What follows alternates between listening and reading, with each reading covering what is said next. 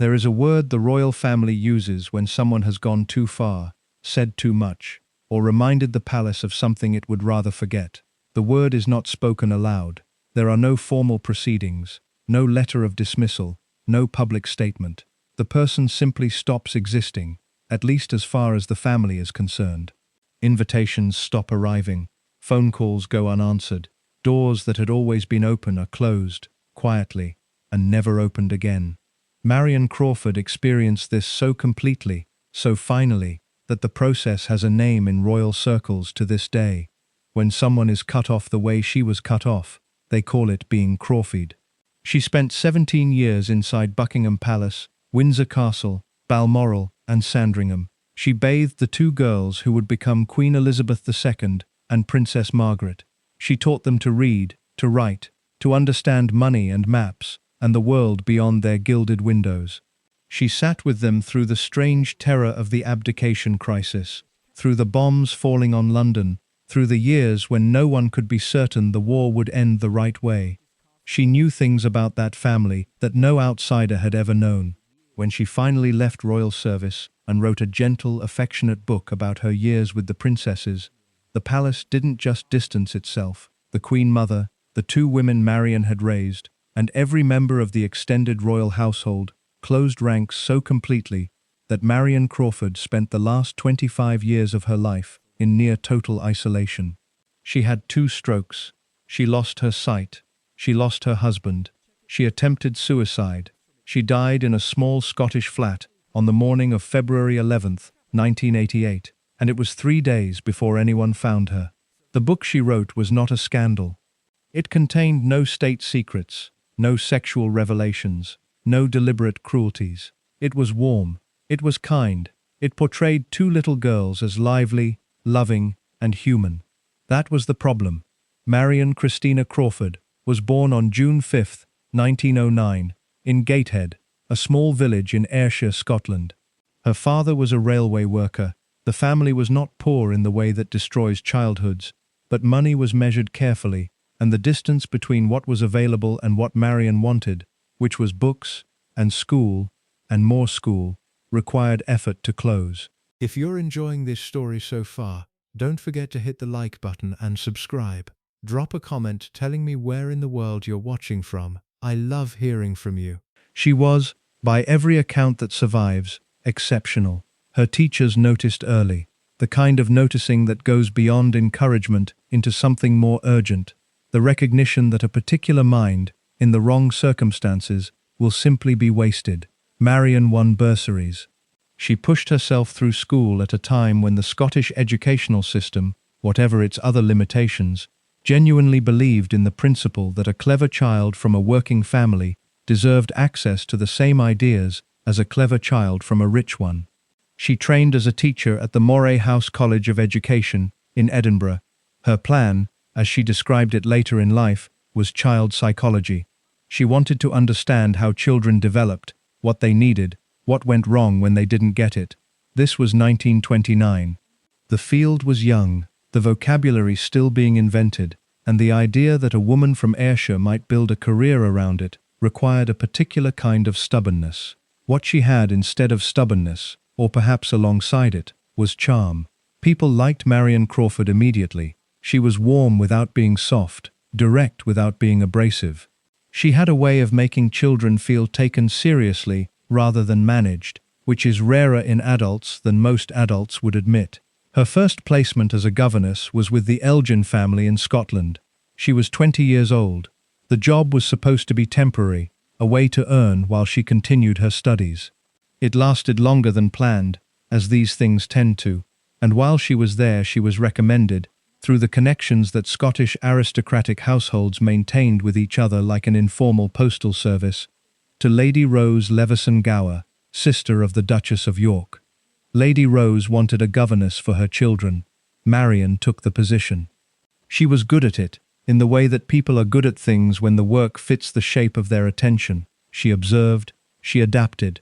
She understood that children from wealthy families were not automatically happier or more confident than children from poor ones, and she treated the gaps in their development with the same interest she'd have brought to a formal case study. The Duchess of York noticed. The Duke and Duchess of York, Prince Albert, the man who would eventually become George VI, and his wife Elizabeth Bowes-Lyon, the woman who would eventually become the Queen Mother, had 2 daughters. Elizabeth was 5, Margaret was 2. The Duchess had been watching Marion work with her sister's children and decided she wanted her. She asked Lady Rose if she could have Marion for a trial period at their London home at 145 Piccadilly. Marion agreed to a month. She stayed 17 years. What is often missed in the retelling of this story is what Marion Crawford was giving up. She had ambitions that went beyond domestic service, even royal domestic service. She was working toward a degree. She had ideas about what she wanted her professional life to look like. The month at 145 Piccadilly was supposed to be an interruption, a detour, a thing she did before getting back to her actual plans. The children changed that calculation, not because Marion was swept away by sentiment, she was too precise for that, but because Elizabeth and Margaret were genuinely interesting to her. Elizabeth at 5 was already self-contained in a way that fascinated Marion, watchful, deliberate, careful about what she revealed. Margaret was the opposite, all appetite and performance, and a laugh that came from somewhere deeper than politeness. Together they were a study in how 2 children from identical circumstances could develop entirely different internal architectures. Marion's first real test with the Duchess came not over lessons or discipline, but over something simpler and more revealing. She took the children on the bus, down through London, on public transport, among ordinary people going about their ordinary days. The Duchess's reaction when she found out was not anger, it was something more complicated. She was impressed. She was also slightly unsettled. Marion had looked at 2 royal children and thought, they should know what London looks like from a bus seat. That instinct, practical, equalizing, quietly radical, would define her approach for the next 17 years, and it would eventually be the thing that made the palace unable to forgive her. The month became permanent. Marion moved in. She was given rooms, a salary, and a title she found faintly absurd, Crawfied, coined by little Elizabeth who couldn't manage Crawford, and landed on something that stuck. Marion used it in her writing, with the dry self-awareness of a woman who understood that nicknames given by children contain a kind of truth. The royal family used it later, after she published her book, as a term of contempt. Same word, very different weight. The household at 145 Piccadilly was, by the standards of royal residences, almost normal. The Duke of York was not the heir to the throne. His older brother Edward was Prince of Wales, and everyone assumed, the family, the government, the public, that Edward would marry, produce children, and the York family would remain a comfortable side branch of the Windsor tree. Albert and Elizabeth were not preparing for anything except a pleasant, private life, in which their daughters were raised well, were loved well, and were eventually married off to appropriate men. Marion's job, in this context, was not to prepare a future queen. It was to give 2 girls a decent education and a stable childhood. She took it seriously, in exactly that spirit. She taught Elizabeth and Margaret to read, to write, to do arithmetic, to understand geography and history, and the basic mechanics of how governments worked. She took them to museums. She started a Girl Guides troupe at the palace, so they could mix with children outside the household. She pushed, gently, persistently, for the girls to be allowed into the world, rather than preserved from it. The Duchess supported this, within limits. The limits were real. There was a point beyond which even a sympathetic royal mother would not go, and Marion learned to read that point the way a good sailor reads the weather. She pushed when pushing was likely to work. She waited when waiting was the wiser move. She disagreed with some of the constraints placed on the girls' education. She thought Elizabeth in particular should have been sent to school, that the isolation of private tutoring was costing her something important. But she expressed those disagreements carefully, and she kept teaching. She was 20 years old when she arrived. She was 21 when she knew she wasn't leaving. The reasons were not entirely professional. Marion had come to love the children. She would not have said it that way. She was too careful with language for easy sentimentality. But the evidence was everywhere in how she worked. She stayed late. She worried when they were ill. She noticed when something in their manner shifted, and she asked questions. She was not their mother, and she never confused herself with their mother, but she was something that doesn't have a clean name in English, the adult in a child's life, who sees them clearly and chooses, day after day, to keep showing up. That choice would cost her everything. But in those early years, at 145 Piccadilly, with the Duke reading the newspapers and the Duchess playing with her corgis and Elizabeth doing her sums and Margaret staging elaborate performances for anyone who would watch, no one was thinking about cost. Marion Crawford was the governess. She was good at her job. She was trusted. She was part of the household in the way that certain people become part of households. Not family, but not staff either. Something in between, that everyone finds convenient until it stops being convenient.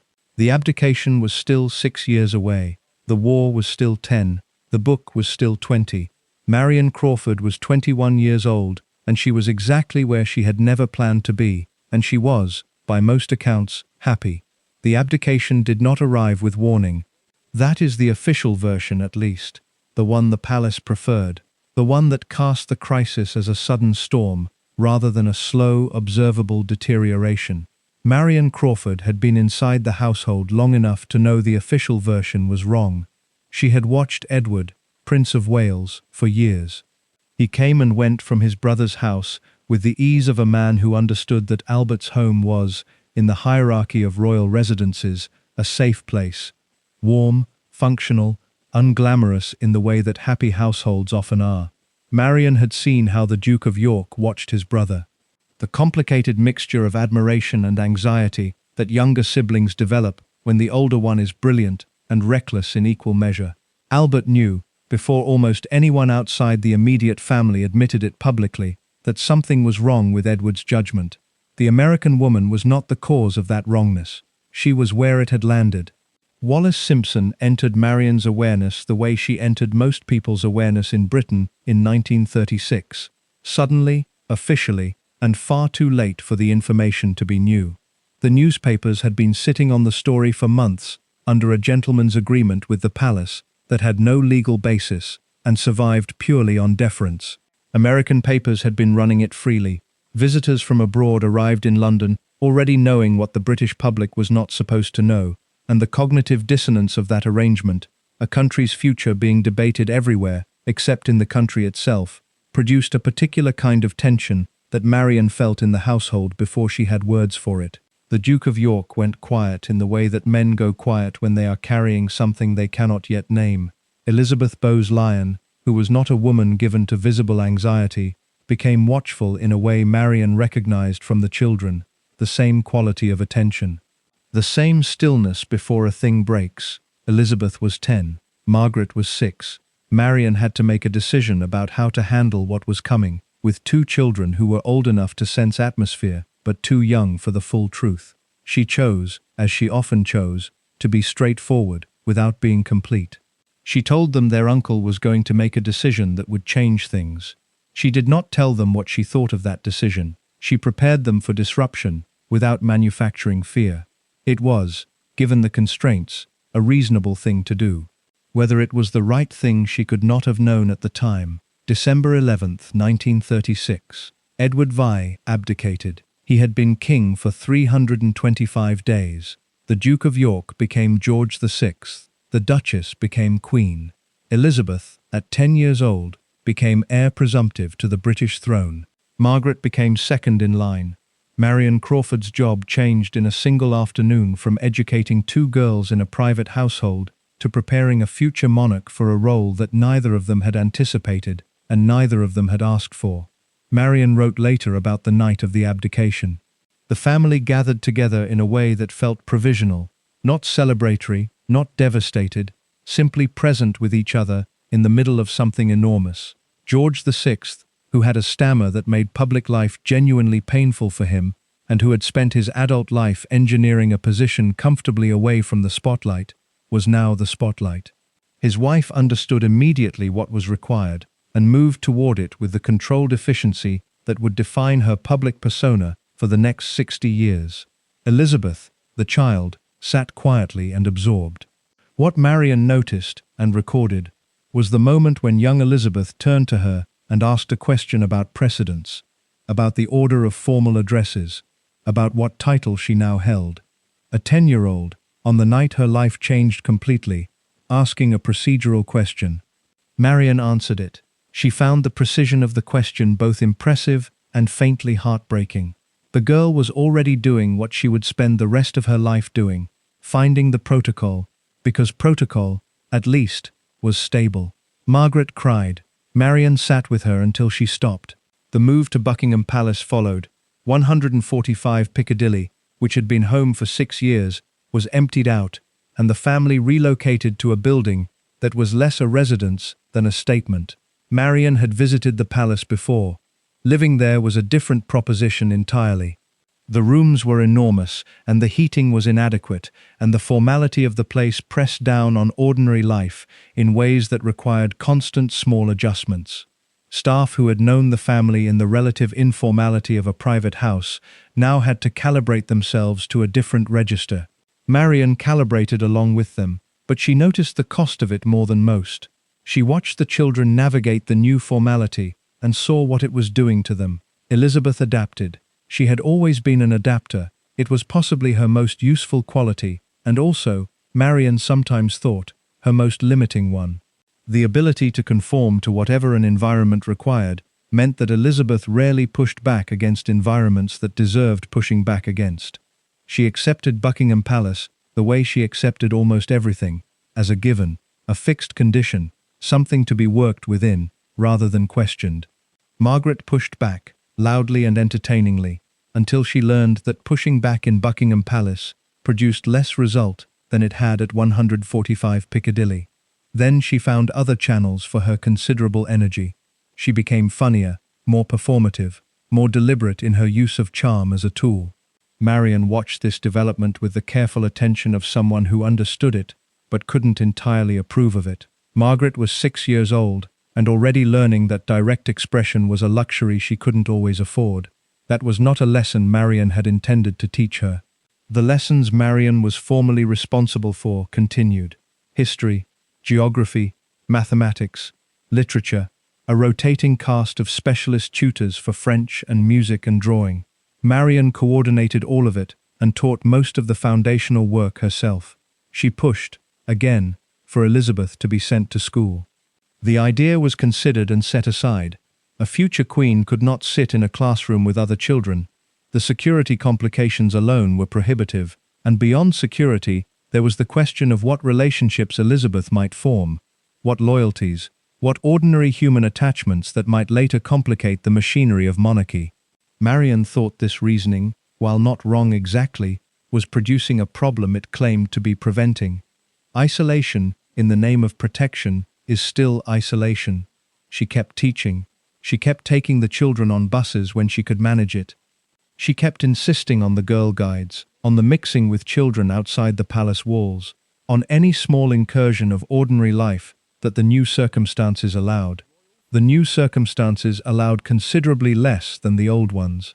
The Queen Mother, she was Queen Consort then, though Marion tended to think of her in the later, more familiar title, was not unsympathetic to Marion's position. She understood what Marion was doing and why. She valued it. She said so, more than once, in terms that Marion found genuinely moving. The relationship between them was warm, careful, and built on a mutual recognition that they both loved the children and had different but compatible ideas about what was good for them. That warmth would survive everything, Marion believed. She had no reason, in 1937, to believe otherwise. She had been inside this family for 6 years. She knew them in the way that proximity and attention produce knowing, imperfectly, partially, but genuinely. She knew that the king was kinder than his public manner suggested. She knew that the queen was stronger than her soft public image implied.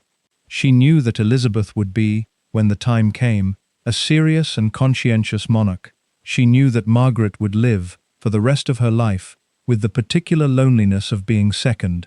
She knew all of this, and she thought it made her, in some small way, part of something that mattered. She was not wrong about that. She was wrong about what it meant. Belonging to something and being protected by it are not the same thing. Marion Crawford spent 17 years confusing the two, and the confusion was entirely understandable because the family she worked for spent 17 years making it very difficult to tell the difference. They were genuinely fond of her. That fondness was real. It was also, as she would eventually discover, entirely conditional.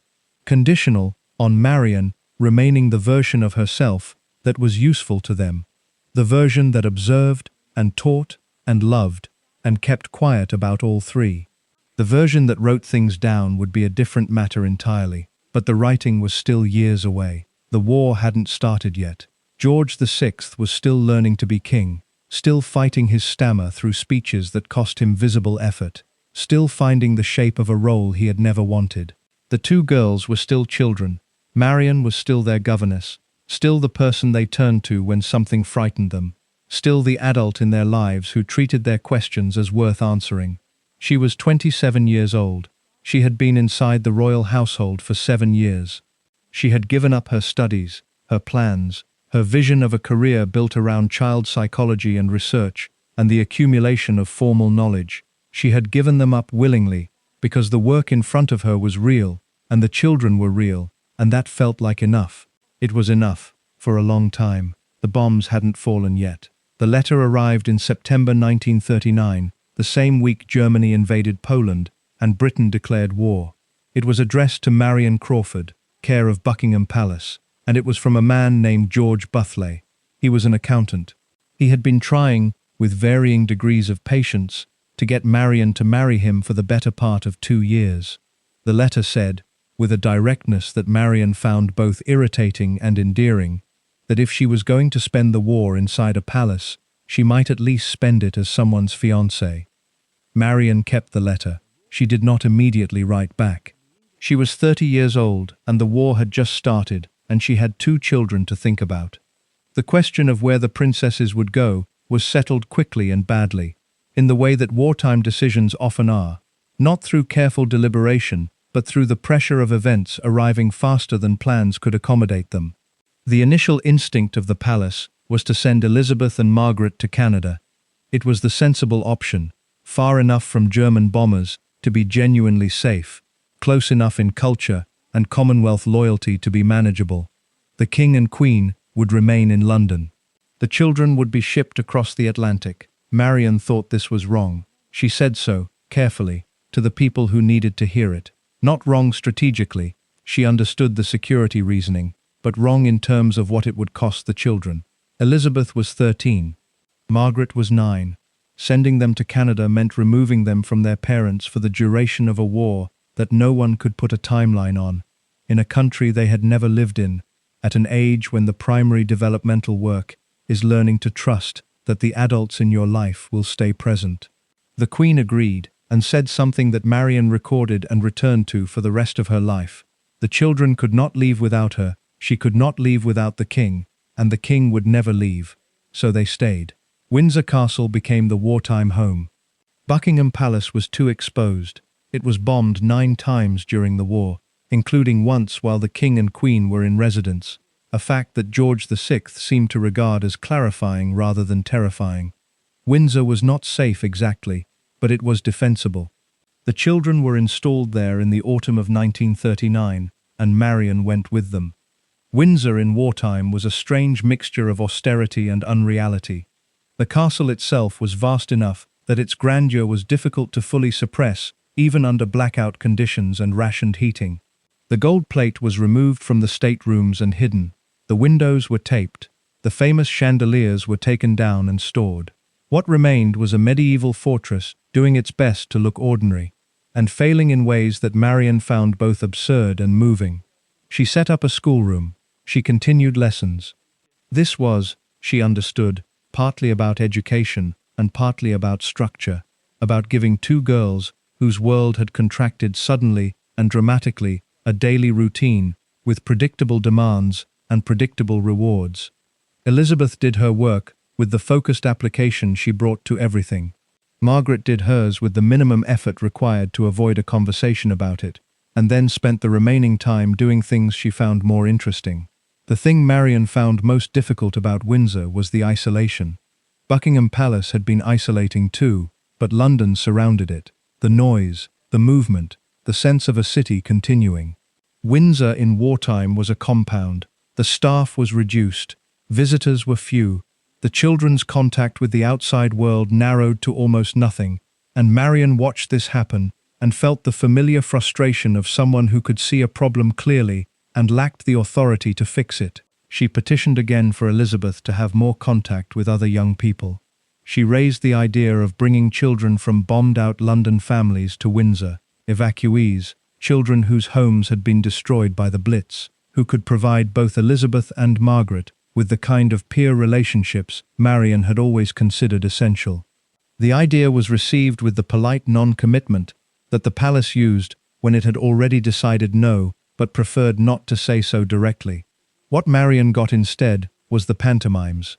It was her idea, originally, a way to give the children something to work toward, a project with rehearsals and costumes and a deadline, the kind of structured creativity that occupies young minds in useful ways. Elizabeth and Margaret threw themselves into it. Margaret in particular discovered during those Windsor pantomimes that she had genuine stage instincts, comic timing, physical presence, an ability to command a room that went beyond the ordinary charm she deployed in daily life. She was 10 years old playing principal boy, and the adults in the audience, including her parents, were genuinely entertained rather than simply indulgent. Marion watched from the wings, literally and otherwise. She had organized the sets, the costumes, the rehearsal schedule.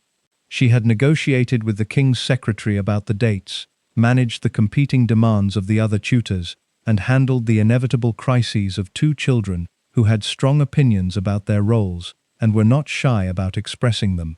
When the performances happened and they were good, and they were genuinely good, Marion felt the particular satisfaction of work that produces something visible. You could point to it. Here, two children who are coping, who are engaged, who are doing something that matters to them. That was her work, even if her name wasn't on it.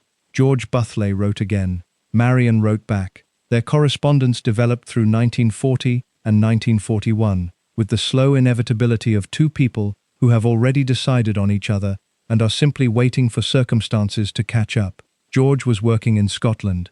Marion was at Windsor. The war made meeting difficult. They met when they could. She told the Queen about George. This was not a casual conversation. Marion understood that her personal life, to the extent that she had one, existed within the orbit of the household's requirements. The Queen received the information warmly. She liked the idea of Marion being happy. She was also, Marion noticed, careful not to say anything that would make Marion feel she had permission to leave. The warmth and the circumspection existed simultaneously, which was a quality the Queen Mother had refined over decades into something close to an art form. Marion did not feel trapped. That is important to say clearly, because the later story has a tendency to retrospectively color everything before it. She chose to stay. She believed the work mattered. She believed the family needed her, and the evidence supported that belief. Elizabeth was entering adolescence, and the particular complications of adolescence inside a royal household during wartime required exactly the kind of steady, informed adult presence that Marion provided. Margaret needed someone who would not be managed by her charm. George VI, who was under pressures that would eventually damage his health permanently, needed to know his daughters were in reliable hands. Marion was reliable. She was also, increasingly, tired in ways she didn't name. The bombing of London was audible from Windsor on certain nights. The children knew what it meant. Elizabeth had developed the habit of listening for it, of lying still in the dark and counting. Margaret pretended it didn't frighten her. Marion sat with each of them on the nights it was bad and said the things that adults say to children in the dark. Not that everything was fine, because they were all old enough to know it wasn't, but that they were here, they were together, and that counted for something. It did count for something.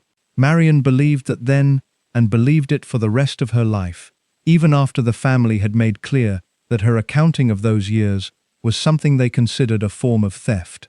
The war's middle years settled into a rhythm that Marion described later as exhausting and oddly intimate. The household contracted. The usual buffers of palace life, The layers of staff and ceremony and formal distance that normally separated the governess from the family thinned under wartime conditions. Marion ate with the family more often. She was present at conversations that in peacetime would have happened in rooms she didn't enter. She heard the king talk about Churchill, about the American president, about the Eastern Front. She heard the Queen talk about the women of London in terms that were neither performative nor for public consumption, a genuine, unguarded admiration for ordinary people enduring extraordinary conditions. These were private moments. Marion stored them the way a careful person stores things, not intentionally, not for any purpose, but because attention is a habit, and some people's attention is better than others at holding shape. She was not taking notes. She was simply present, and present in the way that means you remember. Elizabeth was 15 in 1941, and the question of her future was already in the room, even when nobody said it directly. She had met Philip, the Greek prince, at Dartmouth in 1939. Marion had been there, had watched the meeting, had noticed what she noticed, and filed it away. Elizabeth at 13 had looked at a tall young man with a direct manner and laughed at something he said, and there had been a quality to that laughter that was different from her ordinary social laugh. Marion knew the difference. She always knew the difference with Elizabeth. She said nothing about it at the time. She said nothing for years. When she eventually wrote about it, she described the meeting with the careful precision of someone who understood that what she was describing was the beginning of something, even if she didn't know at the time what it was the beginning of. That precision, the willingness to record what she had actually seen, rather than what she was supposed to have seen or not seen, was the thing that would end everything. But that ending was still years away. The war was not over. George Buthley was still writing letters. Marion was 32 years old and sitting in a castle in the dark listening to London burn, and she was doing her job, and the family she worked for was grateful, and everything was still, just barely, intact. The specific texture of those Windsor years, the cold rooms, the pantomimes rehearsed in the Great Hall, the king's stammer on the radio broadcasts, that the whole country listened to, and that Marion listened to from a few corridors away, the way Elizabeth grew from a careful child into a composed young woman in front of her. Marion held all of it. She held it the way you hold things that feel unrepeatable. The war had the quality of all extreme circumstances. It made everything more vivid and more temporary at once. She was right that it was unrepeatable. She was wrong that holding it was enough. Eventually the holding would require language, and language, as the palace would make perfectly clear, was the one thing she was not permitted. The war ended in the summer of 1945, and the celebrations in London were unlike anything Marion Crawford had witnessed in her life. She was there for them, not on the balcony at Buckingham Palace, where the king and queen and the two princesses stood waving at a crowd so large it filled the mall from end to end, but below, in the crowd itself, which was exactly where she had arranged to be. It was her idea. She had taken Elizabeth and Margaret, disguised in plain coats and ordinary hats, out through a side entrance and into the streets. The king had approved it, somewhat to Marion's surprise. He was not a man who approved of improvisation, and this was improvisation of a fairly significant kind.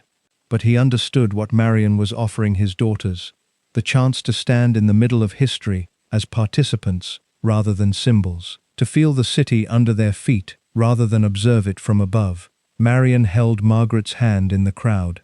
Elizabeth walked just ahead, moving through people who had no idea who she was, laughing at something a stranger said, disappearing for a moment into the ordinary texture of a city celebrating its survival.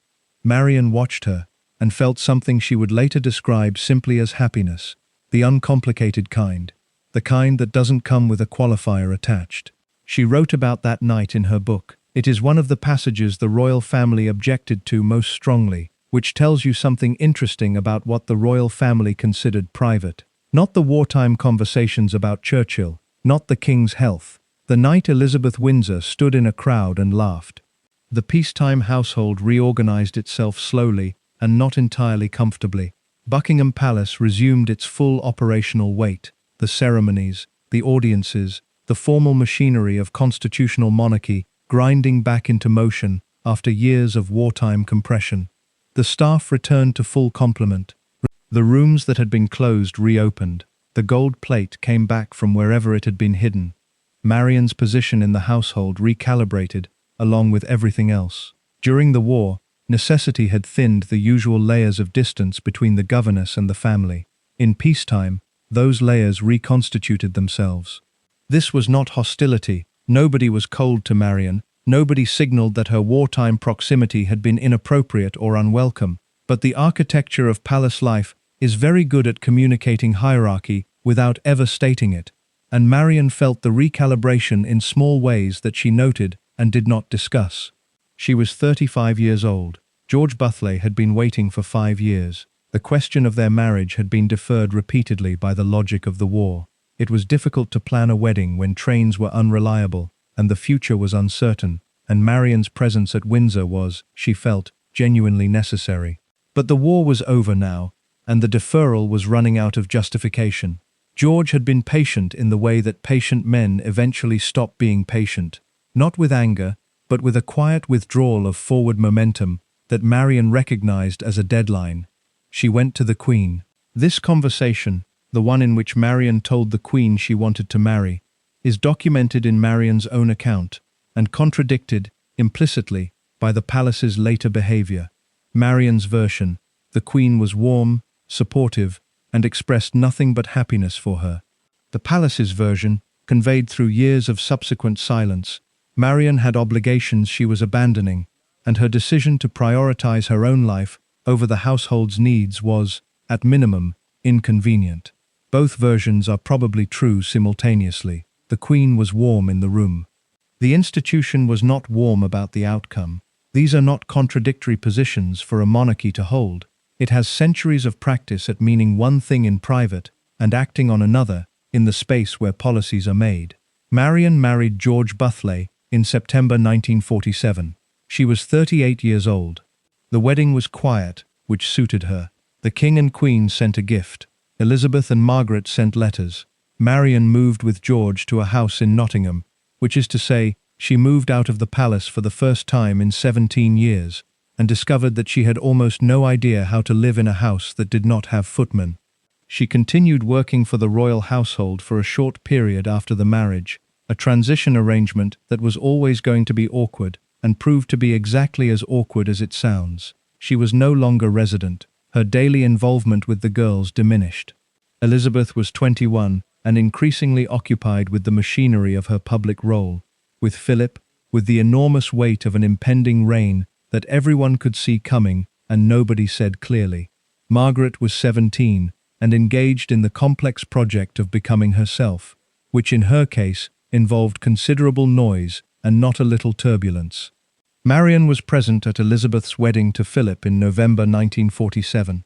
She stood in Westminster Abbey and watched the girl she had bathed and taught and taken on buses and held during the Blitz stand at an altar in a Norman Hartnell dress and become a wife.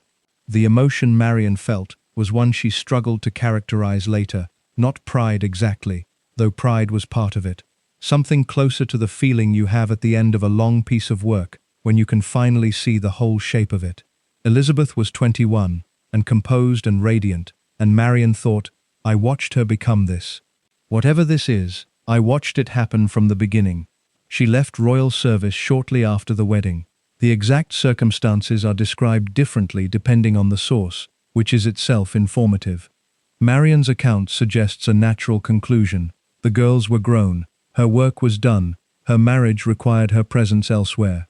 The palace's account, to the extent that it ever provided one, was vaguer, which is palace language for something it preferred not to specify.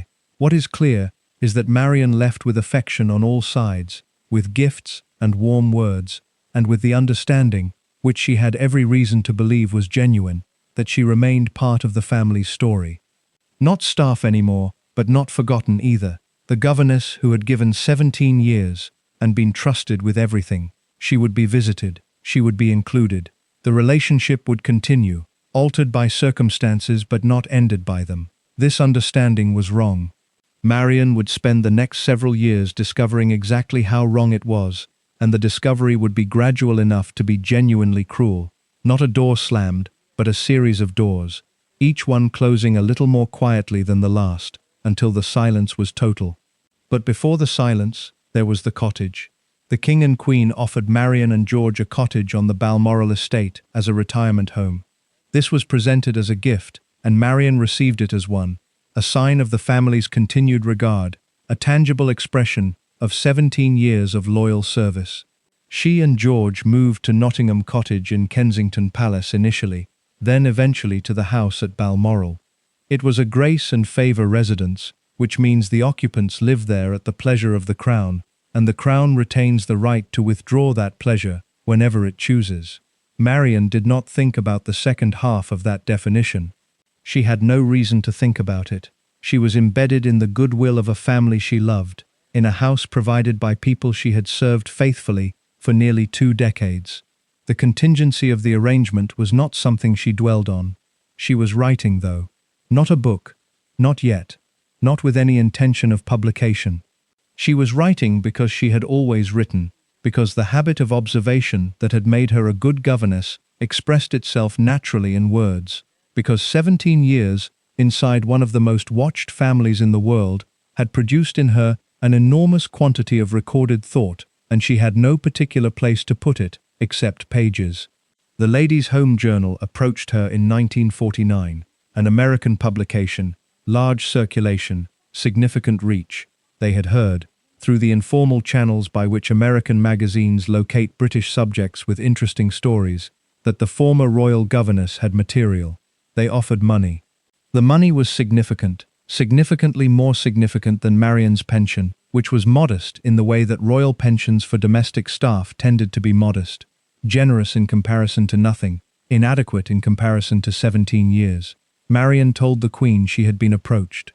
She was transparent about it. She was not trying to deceive anyone, which is something that cannot be said of everyone in this story. She told the Queen she was considering it, that the financial need was real, and that she wanted the family's understanding, if not their blessing.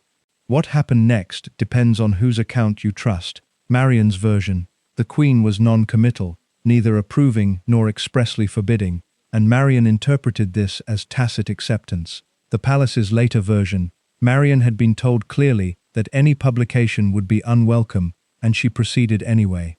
The two versions have never been reconciled because the conversation was private and the Queen never gave her version of it publicly. What is beyond dispute is that Marion wrote the articles. The Ladies' Home Journal published them in 1950 under the title The Little Princesses. They were warm, admiring, and almost entirely without controversy by any normal journalistic standard. Marion described Elizabeth and Margaret as children, their games, their lessons, their personalities, their relationship with their parents. She wrote about the abdication with careful restraint. She wrote about the war years with genuine affection. She wrote about Elizabeth's wedding with the emotion of a woman who had been there and felt it. She did not write about state secrets. She did not write about things she had been explicitly told to keep private. She did not write to harm anyone. She wrote about children she loved, from a position of love, for money she needed. The palace's response arrived not through any official channel, but through the mechanism it preferred for delivering bad news. Silence followed by the gradual withdrawal of everything that had made Marion's post-service life feel continuous with what came before. Invitations to royal events stopped. Letters to the palace went unanswered. The Queen Mother, warm, supportive, genuinely fond, became unreachable. Elizabeth became a stranger. Margaret, who had always been the more mercurial of the two, became as absent as her sister. The cottage on the Balmoral estate, the grace and favour home that had felt like a gift, began to feel like something else. Something that could be taken back. Marion was 40 years old. She had spent more than half her adult life inside the royal household. She had given those years consciously and without significant regret, and she had believed, because the evidence supported the belief, that the giving had meant something to the people she gave it to. She was about to discover what the palace's affection was actually worth, and the education would be comprehensive and merciless. The book hadn't even been published yet. The articles had barely settled, and already the doors were closing. She sat in her grace and favour cottage in Scotland and wrote letters that received no replies, and tried to understand what she had done wrong, and could not find an answer that satisfied her, because the answer, the real one, was not that she had done something wrong. The answer was that she had made the palace visible, and visibility was the one thing the palace could not forgive, regardless of the warmth with which it had been rendered. That particular lesson she would spend the rest of her life learning. The Ladies' Home Journal articles became a book in 1950. The title was the same, The Little Princesses, and the publisher was Harcourt Brace in America and Cassell in Britain. Marion had expanded the articles into something longer, more detailed, more fully realized as a narrative. She had written it the way she did everything, carefully, with attention to accuracy, with the instinct of a trained educator who understood that precision matters and vagueness is a form of dishonesty. The reviews were good, not sensationally good. Nobody was calling it a masterpiece of English prose, but warmly and consistently good, in the way that honest books about real things tend to be received when they are written by someone who was actually there. American readers, in particular, responded to it with enthusiasm. The image of two little girls growing up inside a palace, taking buses through London, staging pantomimes in a castle during the Blitz, learning about money and maps from a Scottish governess who thought they should know how the world worked. This was not the royal family as myth. It was the royal family as a household, and households, however grand, are things that ordinary people recognize. Britain's reception was more complicated, not because the reviews were hostile, most of them were not, but because the atmosphere around the book was charged with a tension that had nothing to do with its contents and everything to do with its existence. The palace had not publicly condemned it. The palace did not publicly condemn things. That was not how the palace operated. What the palace did was signal, through the mechanisms of social pressure and institutional withdrawal, that the book was unwelcome. Courtiers made their feelings known. Society figures who might otherwise have been enthusiastic about Marion's success found themselves suddenly uncertain whether enthusiasm was the appropriate response. The temperature around the book dropped in ways that had no official cause and were entirely effective. Marion watched this happen and kept her composure, which was the only thing available to her. She was in Scotland now, in the grace and favour cottage that the king had given her and George on the Balmoral estate. The cottage was small and cold and beautiful in the way that Scottish properties near Balmoral tend to be beautiful, the landscape compensating for what the architecture cannot. George worked, Marion wrote. They had a routine and it functioned. What Marion did not have was the thing she had assumed she would have after 17 years of loyal service, the ongoing connection to the family that had been her world. The letters that went unanswered were not dramatic silences. They were ordinary letters, the kind that people exchange when they have been close and then separated by circumstance. How are you? How are the children? I think of you often. The sort of correspondence that requires, to function, two people willing to participate in it. Marion participated. The family did not. She wrote to the Queen Mother in 1950, after the book was published. A letter that no longer exists in any archive available to researchers, but which Marion described in later interviews as an attempt to explain herself, to say that she had not intended harm, that the book was an expression of love for the family rather than a betrayal of it, that she hoped the warmth between them could survive a disagreement about whether she had the right to tell her own story. The Queen Mother did not reply. This was not an oversight. The Queen Mother was among the most assiduous correspondents in the royal family, a woman who maintained an extensive personal correspondence with hundreds of people across 6 decades of public life. She did not miss letters. She chose not to answer this one. The non-answer was the answer. Marion understood it as such. She had been, in the language of the palace, Crawfied, cut off with the particular completeness that the institution reserved for people who had made themselves inconvenient. The word would not be coined for several more years, but the process was already in operation. What made this especially painful, and what distinguished Marion's situation from the ordinary unhappiness of falling out with an employer, was the specific nature of what she had lost. Marion had not simply lost a job. She had lost the entire architecture of her adult life. 17 years is not a period of employment. It is a formation. The values Marion held, the habits of mind she had developed, the relationships that had mattered to her most, All of it had grown inside the royal household, shaped by its rhythms and demands. When the household withdrew, it withdrew from everything. She had no network outside it that was remotely comparable. Her friends from Moray House, from her training days in Edinburgh, had built lives in the years while Marion was at Windsor. Careers, marriages, children of their own, the ordinary accumulations of adult life. Marion had built her life inside a palace, and when the palace door closed, she was standing on the outside of the only world she fully knew, at 40 years old, with a husband she loved, and a book that had caused more damage than she had imagined possible, and a pension that was inadequate, and the knowledge, arriving slowly, in stages, like a tide that doesn't announce itself, that the people she had loved most were not going to come back. George VI died in February 1952. Marion was not invited to the funeral. She was not invited to any of the ceremonies surrounding the accession of Elizabeth II. She heard about the king's death on the radio, the same way the general public heard about it, which was its own kind of message. She had known this man for 17 years. She had watched him become king against his will, and then become, through effort and courage, and the particular stubbornness of people who are frightened, but refuse to let the fright win, a good one. She had heard his radio broadcasts from a few corridors away in Windsor Castle, and felt the same emotion his subjects felt, plus the additional emotion of knowing exactly what those speeches had cost him. She grieved for him in a way that was genuine and unperformed, and entirely private, because there was nobody to perform it for.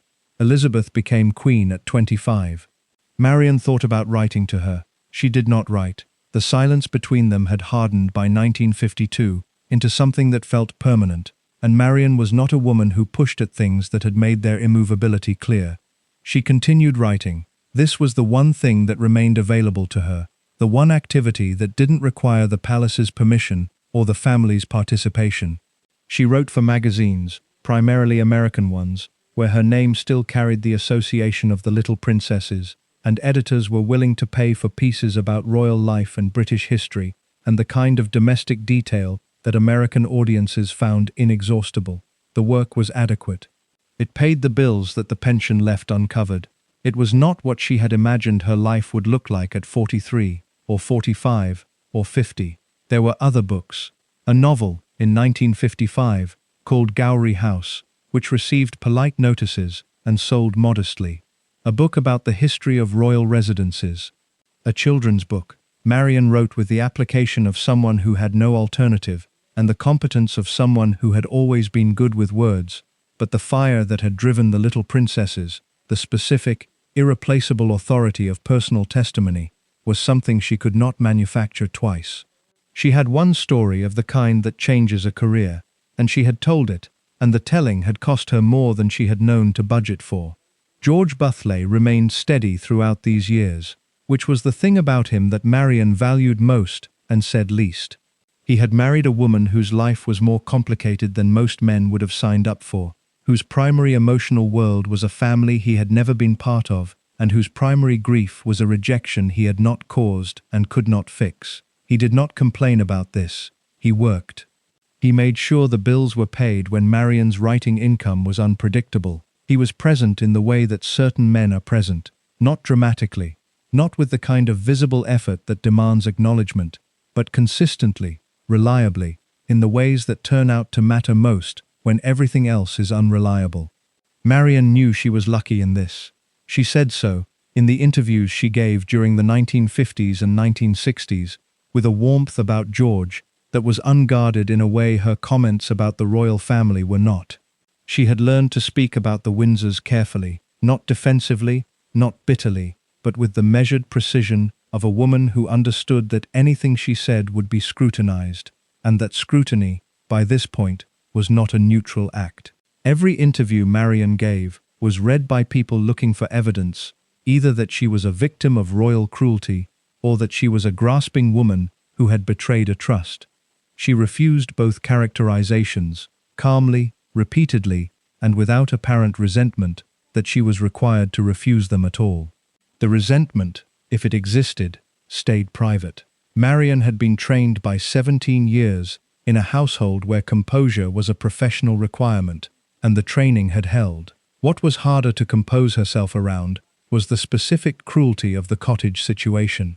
The grace and favour arrangement on the Balmoral estate meant that Marion and George lived at the pleasure of the Crown, and the Crown had been making its displeasure clear for years in ways that stopped short of actual eviction, but communicated the possibility of it with considerable effectiveness.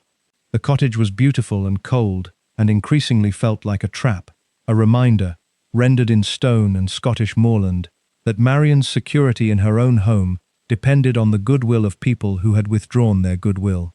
She began to have health problems in the late 1950s. The first stroke came in 1959. It was mild enough that she recovered substantially, but it left traces in her movement, in her energy, in the effort that things which had previously been automatic now required. George managed the household with increased care. Marion reduced her writing output.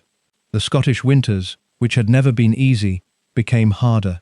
She wrote to the palace again, not to Elizabeth, that door had been closed long enough that Marion had stopped trying it, but to the household administration, the formal apparatus of royal secretaries and equerries, through whom practical matters were channeled.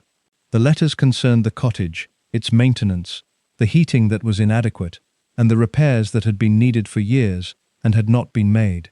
The responses she received were civil, bureaucratic, and ultimately useless, the language of an institution that had learned to say nothing efficiently. She was in her 50s now, living in a cold house on a Scottish estate, corresponding with an administration that did not consider her concerns a priority, writing for magazines that paid less every year as the market for her particular kind of material contracted, and managing the daily arithmetic of a life that had less in it than it should have. The woman who had been trusted with the education of a future queen, who had navigated the abdication and the Blitz and the enormous complicated intimacy of 17 years inside the most watched family in the world, was writing letters about broken boilers to people who filed them without reading them carefully.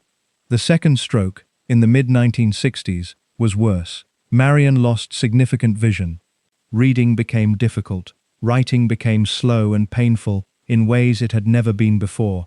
George, who had been the reliable constant of her post-palace life, was himself aging, his health uncertain, in ways that neither of them named directly, but both of them navigated with the care of people who understand that some conversations, once started, change things.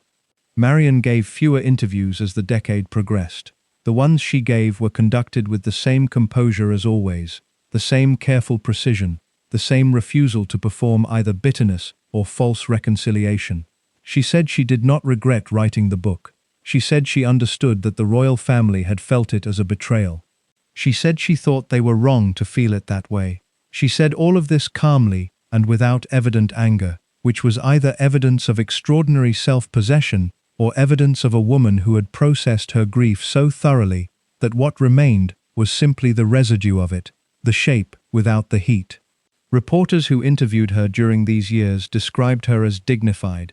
The word appeared so consistently across different accounts that it began to feel less like an observation and more like a verdict, the word you use for someone whose circumstances invite pity and who refuses to accept it.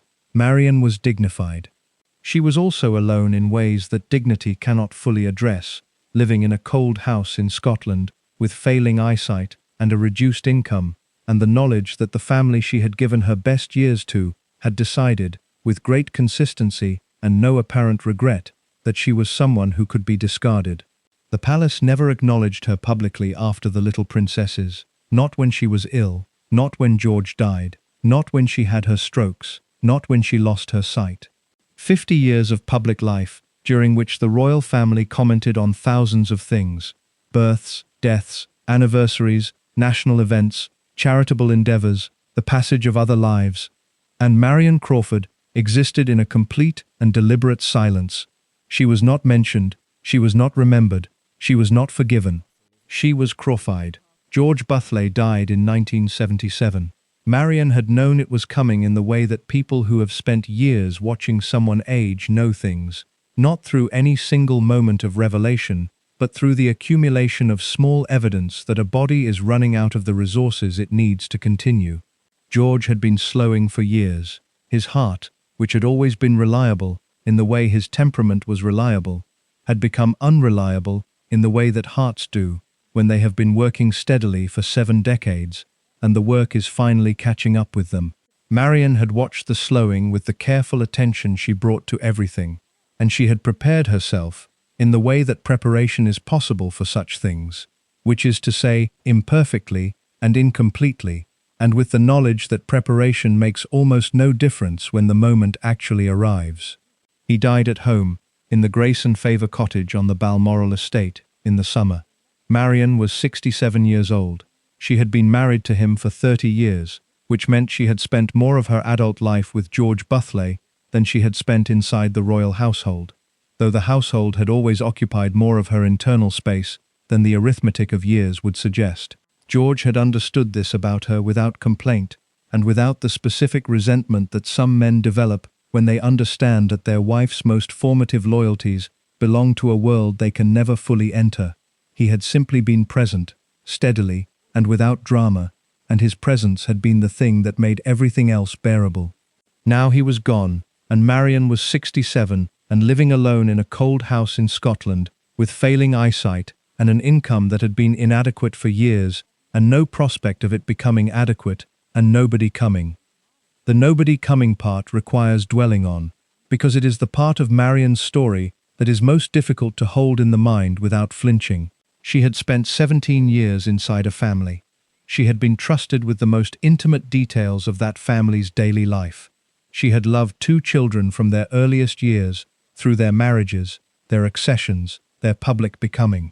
She had been, by every reasonable measure, a member of the household in everything except legal standing, present at the moments that mattered, trusted with the things that were most carefully guarded, woven into the fabric of a life that continued after she left it, and continued to matter to her after she left it. And yet, when George died, there was no letter from Buckingham Palace. There was no phone call from any member of the royal family. There was no acknowledgment, official or private, that a woman who had given 17 years to the service of the crown had just lost her husband and was now alone. The palace that maintained correspondence with hundreds of people, that sent flowers to minor acquaintances on appropriate occasions, that had the infrastructure and the habit and the long institutional memory to mark the significant moments in the lives of people it considered connected to it, that palace sent Marion Crawford nothing. She was 67 years old, and she had just become a widow, and the family she had served was silent. Marion did not speak publicly about this. She was not a woman who performed her wounds, and by 1977 she had had nearly 30 years of practice at absorbing the palace's silences without converting them into public grievance. She had given interviews over the years in which she had been asked, repeatedly and in various formulations, whether she was bitter. She had always said no, with a specificity that suggested the answer had been considered carefully rather than given reflexively. She was not bitter. She was something more complicated than bitter, something that had no clean name, but that sat in the body differently, less hot, more settled, the residue of grief that has been processed so many times it has become simply the background condition of a life. What Marion had now, after George's death, was the question of what came next. It was a practical question as much as an emotional one. The Grace and Favour cottage required maintenance she could not manage alone. Her eyesight had deteriorated to the point where reading was possible only with significant effort and certain tasks. Driving, writing longhand, the ordinary visual navigation of daily life had become unreliable. Her income from writing had slowed to almost nothing, as the market for her particular material had contracted, and her physical capacity to produce it had diminished. The pension was what it had always been: modest, fixed, insufficient. She had friends, the kind that accumulate over a long life, people in the nearby village, people she had known from the years when she and George had maintained a modest social life in the area around Balmoral. These friendships were genuine, but limited by geography and health, and the specific loneliness of widowhood, which is not the absence of people, but the presence of a particular person-shaped gap that other people cannot fill, regardless of their warmth or willingness. She had her writing, or what remained of it. She had begun, sometime in the early 1970s, to work on a memoir that went beyond the little princesses, something more reflective, more explicitly personal, more directly concerned with what her life had looked like from the inside, rather than what the lives of two royal children had looked like from her position adjacent to them. The project advanced slowly, hampered by her eyesight and by the intermittent health crises that had become the rhythm of her later years. But she worked at it with the application of someone who had always worked and did not know how to stop. Whether this later memoir was ever completed is unclear. If it was completed, it was never published. If it was never completed, it exists in fragments somewhere, in papers that may have been preserved or may have been lost in the years after her death, when the cottage was cleared and her belongings dispersed without the attention that a literary estate receives when the person who owned it is considered important. Marion Crawford was not considered important by the time she died by anyone with the power to ensure her papers were carefully kept. The specific texture of Marion's daily life in the years after George's death was described by people who knew her during that period. Neighbors, a few journalists who sought her out for retrospective pieces, a small number of people who remained in contact with her, in terms that share a particular quality. They describe a woman who was composed, intelligent, precise in her language and her opinions, and visibly diminished by circumstances that should not have produced that diminishment. A woman who should have had more comfort, more contact, more of the ongoing acknowledgment that a life of service, rendered faithfully and with genuine love, might reasonably expect to receive. She did not have it. She had the cottage, and the failing eyesight, and the inadequate pension, and the memories that she could no longer easily write down, and that she could not share with the people who shared them, because those people had made their unwillingness to share them clear. The attempted suicide, which Marion herself disclosed in an interview late in her life, came sometime in the 1970s. Accounts vary on the precise timing, and Marion herself was not precise about it, mentioning it with the matter-of-fact quality of someone reporting a fact rather than seeking a reaction. She had, at a point when the circumstances of her life had become too heavy, made an attempt to end it. She had survived. She did not dramatize the survival or the attempt. She described it as something that had happened, part of the record of a life that contained it, along with everything else. The disclosure, when it reached the public, was handled with the awkwardness that attends any retrospective revelation of a private crisis. Reporters who wrote about Marion in the years following her death included it as part of the narrative of her decline, one more piece of evidence that the palace's treatment of her had produced measurable damage. The palace, characteristically, said nothing. The palace had been saying nothing about Marion Crawford for 30 years by that point, and saw no reason to change its approach. What is striking, in the long view of Marion's later life, is not the darkness of it, though the darkness was real and should not be minimized, but the persistence of her. She continued, after the strokes, after the loss of George, after the failed attempt, after the eyesight and the income, and the letters that received no replies, she continued to be recognizably herself. She continued to have opinions. She continued to speak carefully and with precision when she spoke. She continued to refuse the characterizations that the public narrative wanted to press her into. The tragic victim, the bitter exile, the woman destroyed by royal ingratitude. She was none of those things, or not only those things, or not those things in the forms the narrative required. If you're hooked on this story, make sure to subscribe and turn on notifications so you never miss an upload. Your support means everything and helps me bring you more emotional stories like this one. She was Marion Crawford. She had been Marion Crawford since 1909, in Ayrshire, in a family where money was counted carefully and cleverness was a resource worth developing. She had been Marion Crawford through Moray House and the Elgin household, and 145 Piccadilly, and Windsor Castle, and Buckingham Palace, and the Blitz, and the abdication, and the accession, and the book, and the silence, and the strokes, and the death of her husband, and the long Scottish winters alone. The palace had taken most of what she had, and had taken it with a thoroughness that was almost admirable in its completeness, but it had not taken the thing underneath all of it. The quality of attention, the precision of language, the refusal to become a simpler version of herself for the convenience of other people's narratives. That quality had been present in the girl from Ayrshire, who won bursaries, and trained as a teacher, and went to work for a family she had not planned to work for, and stayed because the children were interesting and the work was real.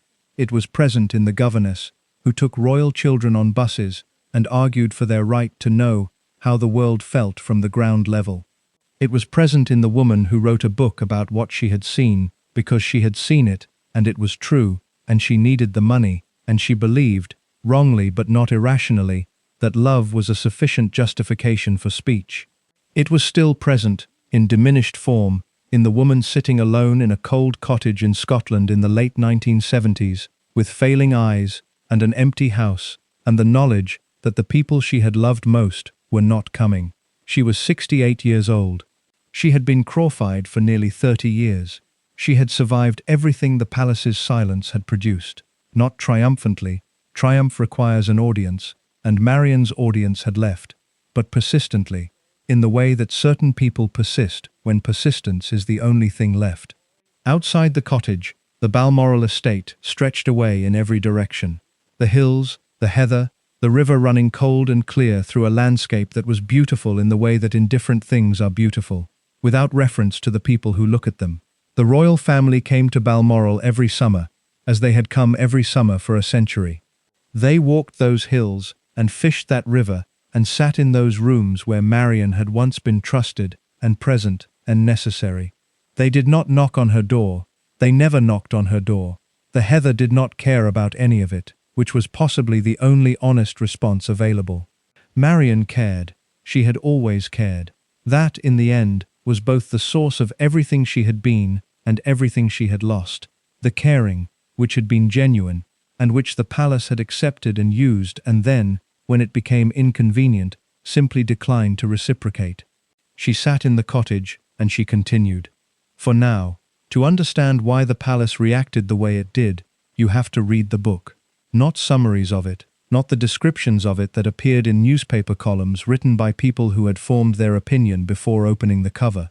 The book itself, the actual words Marion Crawford put on the page in 1950, the sentences she chose, the details she included, and the ones she left out, the tone she sustained across 230 pages of careful, affectionate, meticulously observed memoir. Because the gap between what the Little Princesses actually is and what the palace treated it as being is so wide and so revealing that the gap itself is the story. The book opens with Marion's arrival at 145 Piccadilly in 1932. She describes the house, the household, the children she is about to meet. She is precise about physical detail, the rooms, the furniture, the particular quality of light in a London townhouse on a winter afternoon. She introduces Elizabeth and Margaret as children, which means she introduces them with the specificity that children require and that official portraits never provide. Elizabeth at 5 had a quality of stillness that Marion noticed immediately. Not shyness, not reserve, but the deliberate containment of a child who is already, at 5, making choices about what to show and what to keep. Margaret at 2 was the opposite, loud, mobile, inclined toward performance, with a laugh that seemed to come from somewhere deeper than her size should have permitted. These are not damaging observations. They are the observations of someone who looked at 2 children carefully and wrote down what she saw. The palace's problem with them was not that they were untrue. The palace's problem was that they were true, specific, individualized, human in ways that the official image of the royal family required those 2 children not to be. Elizabeth and Margaret, in the palace's presentation of itself, were not children with particular personalities and observable quirks. They were symbols. Symbols do not have a quality of stillness at 5, or a laugh that seems too big for their body. Marion had looked at the symbols and found the children inside them, and then she had written the children down. The chapter on the abdication is the one that analysts of the book return to most frequently, because it is the one that most clearly demonstrates what Marion was doing and why the palace found it intolerable. She writes about the crisis with restraint, genuine restraint, not the performed restraint of someone suppressing something dramatic. She does not reveal private conversations between the king and Mrs. Simpson, She does not speculate about Edward's motives or character in terms that go beyond what she directly observed. She describes the atmosphere of the household in December 1936, the tension, the waiting, the way the adults around the children moved differently when they thought they weren't being watched. What she describes with particular care is Elizabeth and Margaret during those days. Their confusion, their capacity to sense the weight of something without being told its content, the specific quality of a child's fear when the adults around them are afraid but pretending not to be. Marion sat with both girls through that period. She answered the questions she could answer and deflected the ones she couldn't. She records this with the precision of someone who understood, in retrospect, that she was watching two children encounter the first major rupture of their lives and that how she handled it mattered. The palace read this and saw a breach. Marion had made the princesses visible as children who experienced fear. Royal children, in the palace's understanding of its own public presentation, did not experience fear in ways that were available for description. They experienced duty. They demonstrated resilience. They embodied continuity. Fear was a private thing, a family thing, and family things did not belong in books that anyone could buy in a bookshop. The war chapters are the most overtly affectionate sections of the book. Marion writes about Windsor with a warmth that is unmistakably genuine. The pantomimes, the lessons in the cold schoolroom, the nights when the bombing was audible and she sat with whichever child needed sitting with. She writes about George VI in terms that are entirely respectful and considerably more human than most official biographies of the period. She describes his patience with his daughters, his genuine interest in their education, the way he listened to them at dinner with the attention of a man who found his children interesting rather than ornamental.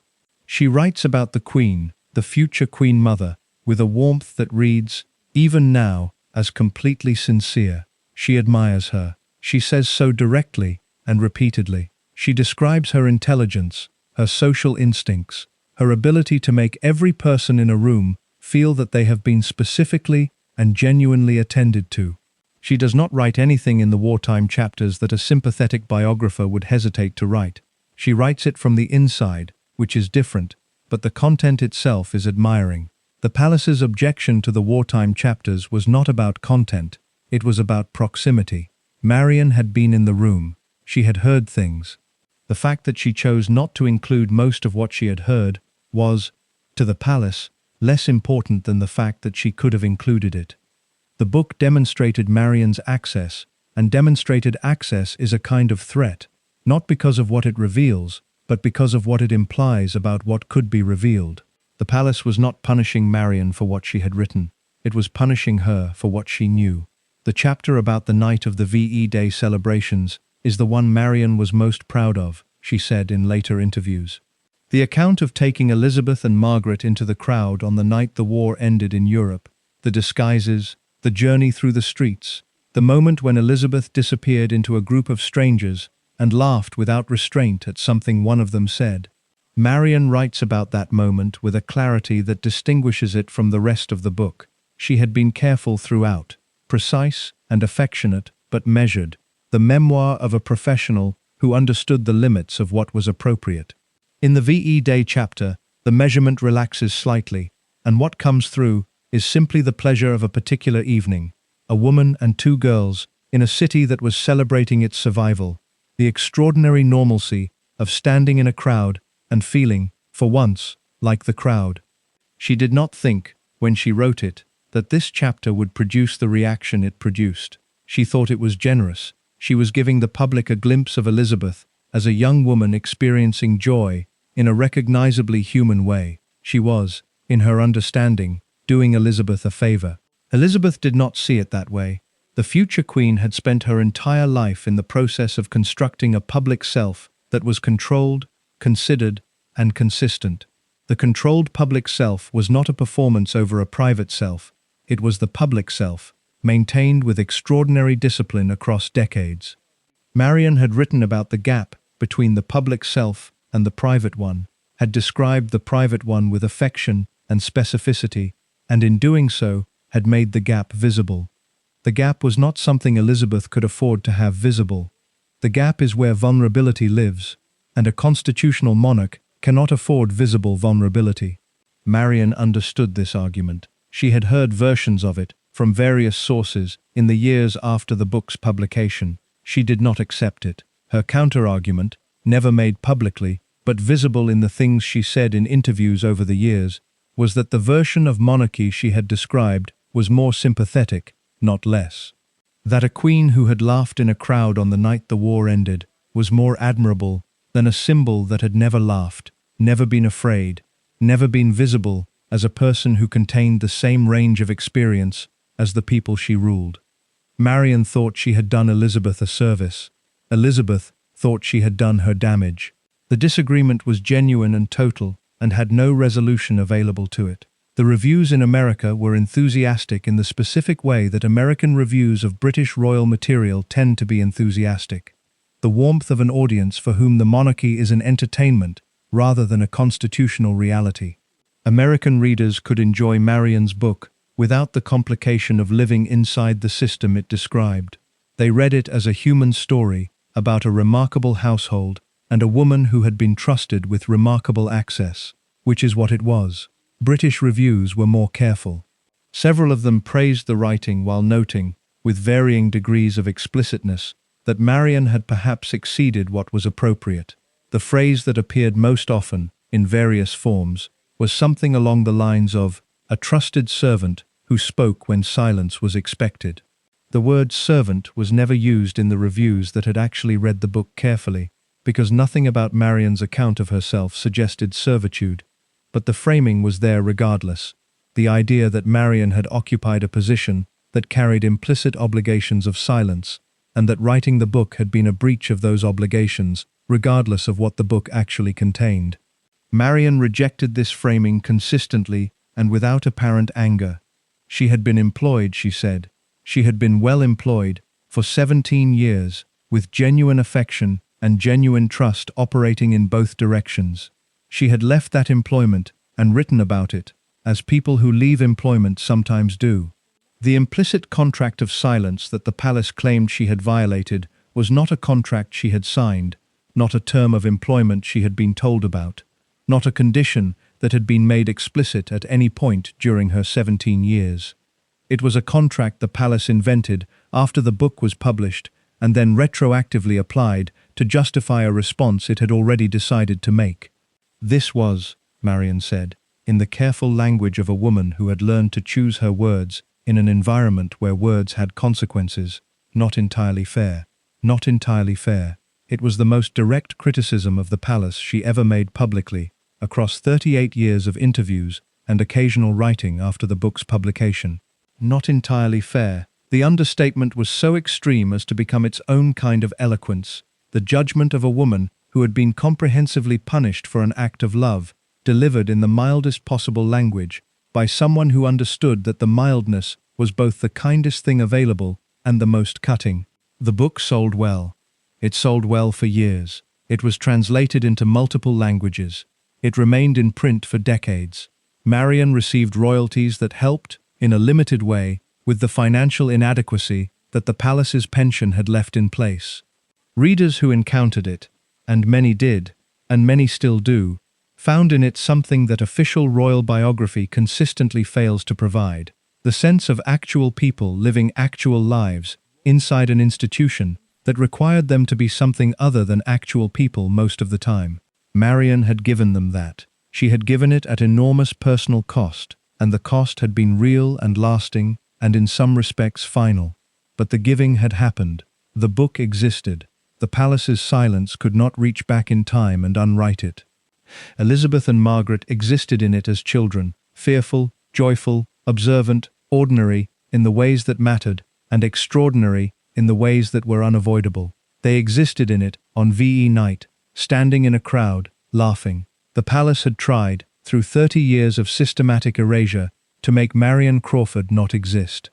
Marion Crawford had, through one book written in the early years of her post-service life, made the palace's preferred version of its own history not quite true.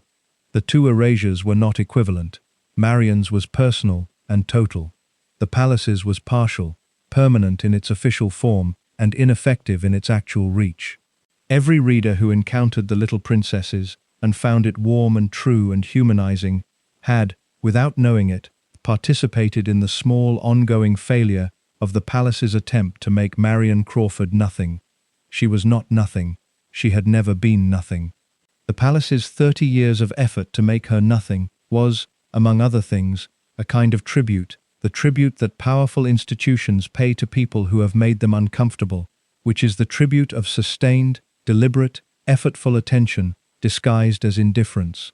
Marion Crawford had mattered enough to be worth erasing. She sat in her cottage in Scotland, and she continued to matter, alone, in the cold, with her failing eyes and her inadequate pension, and the memories that no institution's silence could reach. There is a particular kind of cruelty that operates entirely through omission.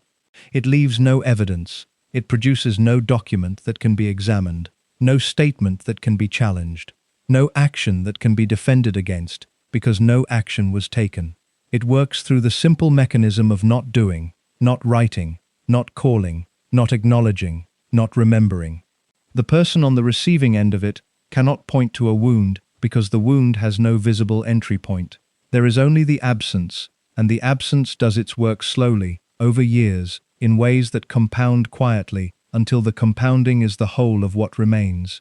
Elizabeth and Margaret had both been taught, by Marion Crawford among others, to write thank you letters. Marion had been particular about this, the discipline of acknowledgment, the practice of recognizing when someone had done something for you and saying so in words, on paper, sent through the post. It was a small thing, and it was not a small thing. It was the habit of attention rendered as courtesy, the understanding that other people's efforts deserve recognition, and that recognition, withheld, is a form of contempt. Elizabeth II sent Marion Crawford no letter after The Little Princesses was published. She sent no letter when Marion's first stroke left her partially impaired. She sent no letter when George Butley died. She sent no letter when Marion lost most of her sight. She sent no letter in the years when Marion was living alone in the cottage, on an inadequate pension, on an estate that belonged to the Crown, in a house that the Crown could have taken back at any point, and chose, instead, simply to let deteriorate around its occupant. She sent no letter when Marion attempted suicide. She sent no public acknowledgment when Marion died. This from the woman who, at 13, had written Marion letters from Balmoral that Marion kept for the rest of her life, who had, as a young queen, maintained the most extensive personal correspondence of any British monarch in the 20th century, who had written to prime ministers, to foreign heads of state, to the families of people who had served the Crown in capacities far less intimate and far less sustained than Marion's, who had, by every account that exists, a genuine understanding of the weight that a letter carries and the weight that the absence of one carries. The absence was a choice. It was made and maintained across nearly 4 decades, with a consistency that required ongoing effort. You do not accidentally fail to write to someone for 38 years. You decide, and then you keep deciding, and the decision accumulates into something that is indistinguishable from policy. Margaret's silence was, in some ways, harder to account for. Margaret had always been the more openly emotional of the two sisters, the one who laughed loudly, who cried when she needed to, who expressed feeling rather than containing it. Marion had watched her develop those qualities from the time she was 2 years old. She had sat with her through the abdication crisis and the wartime nights, and the complicated years of adolescence inside a palace, and Margaret had always come to her rather than away from her. That instinct, toward Marion, toward the person who would receive feeling without managing it, was something Marion had observed across nearly 2 decades. Margaret was 20 in 1950 when The Little Princesses was published. She was old enough to have read it herself, old enough to have formed an independent judgment about whether it was the act of betrayal the palace treated it as. Whether she read it, whether she formed that judgment, whether she agreed with the palace's assessment, or simply accepted it as the price of institutional loyalty, none of this is documented. Margaret left no account of her feelings about Marion Crawford after the break. The silence that surrounds her side of the story is as complete as the silence that surrounds her sisters, which suggests either that both women felt the same way, or that Margaret, for all her emotional expressiveness in other areas, made a deliberate decision to align herself with the palace's position and maintain that alignment without public deviation. The people who knew Margaret during the 1950s and 1960s describe her occasionally mentioning Marion, not with bitterness, not with the language of betrayal, but with a kind of careful blankness that is its own form of communication. The subject of Marion Crawford, in Margaret's presence, produced a brief, neutral acknowledgment, followed by a change of topic. It was handled. It was filed. It was not something Margaret chose to dwell on. What is possible, what several biographers have suggested, and what the available evidence neither confirms nor rules out, is that Margaret felt the loss more than her public silence indicated, and that the palace's expectation of solidarity on the matter was something she accepted because the alternative was more complicated than she had the standing to navigate. Margaret's own position within the royal family was not straightforwardly secure. She was second in line, and then third, and then further down as Elizabeth produced children, and her personal life, her relationship with Peter Townsend, later her marriage to Anthony Armstrong-Jones, the slow deterioration of that marriage, the years of tabloid scrutiny and public judgment, kept her in a position where adding a visible disagreement with the palace over Marion Crawford would have cost her something she couldn't afford. So she stayed silent. It was the rational choice. It was also, if you believe that Marion Crawford mattered to her, which the evidence of 17 years suggests was true, a choice with a human cost that Margaret paid somewhere that wasn't visible. Elizabeth's silence is more straightforwardly explicable and more straightforwardly damning. Elizabeth had become queen in 1952, 2 years after The Little Princesses was published. By the time she was fully established in her role, the Marion Crawford situation had already been decided. The palace had withdrawn. Marion had been Crawfied. The file was effectively closed. Elizabeth inherited a position on the matter that had been established before she had the authority to establish it herself, and changing it would have required not just a private decision, but a public reversal of a palace position that had hardened into something close to institutional doctrine. None of this is an excuse. It is an explanation of the mechanism, not a defense of the outcome. Elizabeth had agency throughout the 38 years of Marion's post-book life. She had the power to write a letter. She had the power to make a phone call. She had the power to send someone, a secretary, an equerry, an intermediary of any kind, to the cottage in Scotland to check on a woman in her late 60s who was living alone, with failing eyesight and an inadequate income, on land that the Crown owned. She did not use any of these powers. The decision not to use them was renewed, implicitly, every year for 38 years. The argument that the palace sometimes makes, through the voices of sympathetic biographers and courtiers speaking on background, is that Marion's book had made continued contact impossible, that the breach of trust was so fundamental that any resumption of the relationship would have been read, by the press and the public, as royal endorsement of the idea that servants could write about their employers without consequence.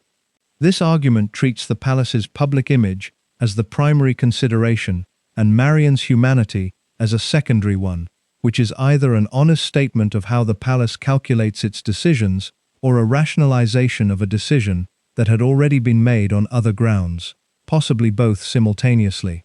What the argument cannot account for is the Grace and Favour cottage.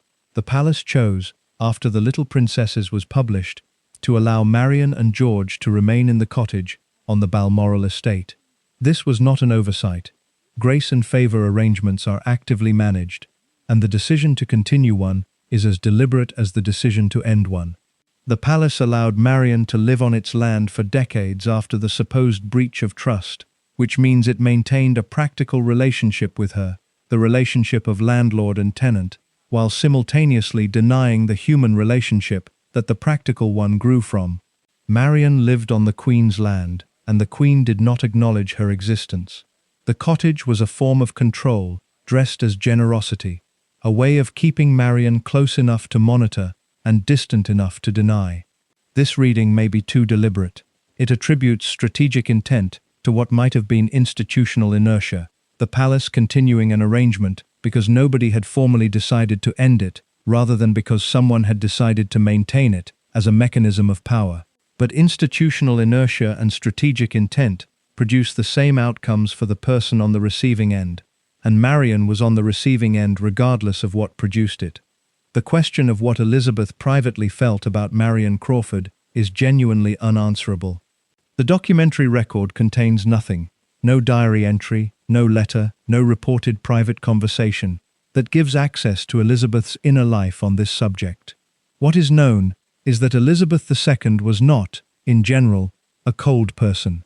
People who worked with her closely describe her warmth, her humor, her genuine interest in the people around her. She was not the marble monument that her official image sometimes suggested. She felt things. She remembered things. She had, by all accounts, a long and precise memory for the details of her own life. She remembered Marion Crawford, that is not in doubt. The woman who had taught her to read, who had taken her on buses, who had sat with her through the abdication and the Blitz, and the first stirrings of what she felt for Philip, that woman was not forgotten. The forgetting was performed, not actual. The erasure was deliberate, not organic. Elizabeth remembered Marion Crawford, and chose, year after year, not to act on the memory. What that cost Elizabeth, what the sustained effort of deliberate erasure costs the person who performs it, as opposed to the person it is performed on, is another unanswerable question. But it is worth asking, because erasure is not a neutral act. It takes something from the person who does it, as well as from the person who receives it. Elizabeth spent 38 years not writing to Marion Crawford, and whatever the institutional justifications for that, the emotional accounting of it was hers to carry. Marion carried her side of it in the cold cottage in Scotland, with the failing eyes and the inadequate pension and the memories that nobody had come to share. Elizabeth carried her side of it in Buckingham Palace and Windsor and Balmoral, with the full machinery of the monarchy around her and the knowledge, somewhere in the long memory she was known to have, of a woman who had loved her when she was 5 years old and who had written about it, warmly and honestly, and whom she had never thanked. The pantomimes at Windsor still happened every year in the stories people told about the war. The bus rides through London were still in the book, still being read. The VE night crowd was still there. On page 147, Elizabeth laughing at something a stranger said, Marion watching from 2 feet away, with the specific happiness of someone whose work has produced the thing it was supposed to produce. It was all still there. The palace couldn't reach it. Outside the cottage in Scotland, the heather grew, and the river ran, and the estate proceeded with the beautiful indifference of land that has survived everyone who has ever lived on it. Marion sat inside and remembered, because remembering was the one thing that required no one's permission, and the one thing the palace's silence had never managed to take. She had 9 years left. She didn't know that. She sat in the cottage and she remembered, and the remembering was hers, entirely and completely, in a way that almost nothing else in her life had been. Aberdeen is 40 miles from Ballater, and Ballater is the town closest to Balmoral, and it is in this geography, the specific, indifferent Scottish geography of moorland and river valley and small stone towns, that Marion Crawford spent the last decade of her life. The cottage on the Balmoral estate had been her home since the early 1950s. By the late 1970s, after George's death, it had become something closer to a circumstance than a home, a place she inhabited because leaving required energy and resources and a destination, and she had diminishing quantities of all three. The physical deterioration of Marion's later years is documented in fragments across several sources. Interviews she gave, accounts from people who knew her during that period, the sparse official record of a woman who had been systematically removed from the official record. What emerges from those fragments is a picture that is specific enough to be uncomfortable.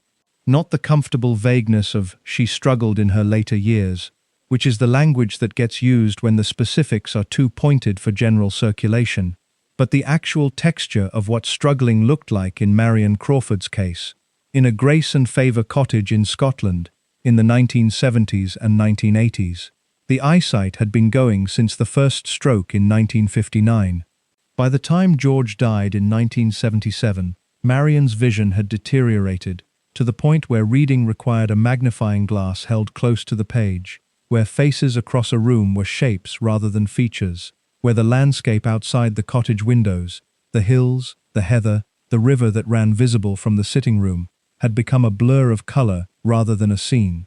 She had been a reader her entire life. Books had been the original ambition, not just reading them, but understanding them, in the formal, disciplined way that Moray House had taught her to understand things, the way that a trained educator reads, with the double attention of someone who is receiving content and simultaneously analyzing the mechanisms by which the content works. That capacity, which had been central to her sense of herself since she was a girl in Ayrshire winning bursaries and discovering that her mind was a resource worth developing, was being taken from her incrementally and without the mercy of speed. Slow loss is its own particular punishment. She listened to the radio. She had always listened to the radio. During the war, in the Windsor years, the BBC had been the sound of the world continuing outside the compound of the castle, the voices of correspondents and newsreaders, and the occasional statesman bringing the outside in. In her later years, the radio became her primary connection to the world beyond the cottage, and she listened to it with the careful attention of someone for whom listening was no longer a supplement to reading, but a replacement for it. She knew what was happening in the world. She was not cut off from information, only from the particular pleasure of getting it in the form she had always preferred. The financial situation in the years after George's death was, by any reasonable standard, inadequate. The pension from the royal household was what it had always been, a fixed amount, set at a level that had perhaps made sense in the 1950s, and had not been adjusted to account for 3 decades of inflation and the specific costs of aging. Marion had supplemented it through her writing for as long as she was able to write, and through the royalties from The Little Princesses, which continued to sell in modest but consistent numbers in Britain and more enthusiastically in America. But the writing had become physically difficult after the later strokes, and the royalties, while real, were not substantial, and the gap between what Marion had coming in and what a life required was a gap she managed rather than closed. Managing it meant choices of the kind that should not have been necessary. Heating the cottage adequately in a Scottish winter costs money, and when money is finite, heat is a negotiation. Marion was in her late 60s and then her 70s, in a stone cottage in the Highlands, making decisions about warmth that a woman who had given 17 years to the crown should not have been making. People who visited her during those years described the cottage as cold, not dramatically, not in a way that produced immediate alarm, but persistently cold, the cold of a space that is being heated to a level that is technically sufficient and practically uncomfortable for someone elderly and unwell. The maintenance of the cottage was the palace's responsibility, as the landlord of a grace and favour property. The palace's performance of that responsibility was, by the accounts available, inconsistent. Letters Marion wrote to the estate administration about specific maintenance issues, a roof that needed attention, a heating system that was functioning below the level it should have been functioning, received the responses that palace administration tended to give to matters it considered low priority: civil acknowledgment, minimal action, the institutional equivalent of a shrug rendered in bureaucratic language. She had neighbours. The area around Ballater had a community of people who knew each other in the way that small Scottish communities know each other, not intimately, not with the daily texture of proximity that cities produce, but with the reliable acknowledgement of shared geography and mutual awareness. Some of those neighbours knew who Marion was. Some of them had read the book, or knew someone who had. Some of them were simply decent people who noticed that an elderly woman was living alone in a cottage that seemed underpopulated by warmth and connection, and who acted on that noticing in the ways that were available to them: a conversation at the post office, an occasional visit, the small, ordinary kindnesses that communities extend to their more isolated members. These kindnesses were real, and Marion valued them. They were also, in the arithmetic of what she had and what she had lost, a measure of the distance between where she was and where she should have been. The neighbours who visited were not the people she had spent 17 years with. The conversations at the post office were not the conversations she had had in the rooms of Windsor Castle. The community she now inhabited was decent and limited, and had no relationship to the community she had come from, which had been extraordinary and intimate, and which had decided, 30 years ago, that it was done with her. The second major stroke had left her with damage that was visible in her speech as well as her vision, a slight hesitancy, a searching quality in certain moments, the experience of knowing the word she wanted and finding the path to it, intermittently blocked. For a woman who had always been precise with language, who had spent her professional life in the careful selection of the right word for the right occasion, this was a loss of a specific and personal kind. She adapted to it, as she adapted to everything, with the application of someone who has no alternative, and the dignity of someone who refuses to make their adaptation the center of every conversation. But it was there. The hesitancy was there. The searching was there. And the knowledge of what it represented, the incremental removal of the capacities that had defined her, was there too, underneath every conversation, every interview, every moment when she reached for a word and found the path obstructed.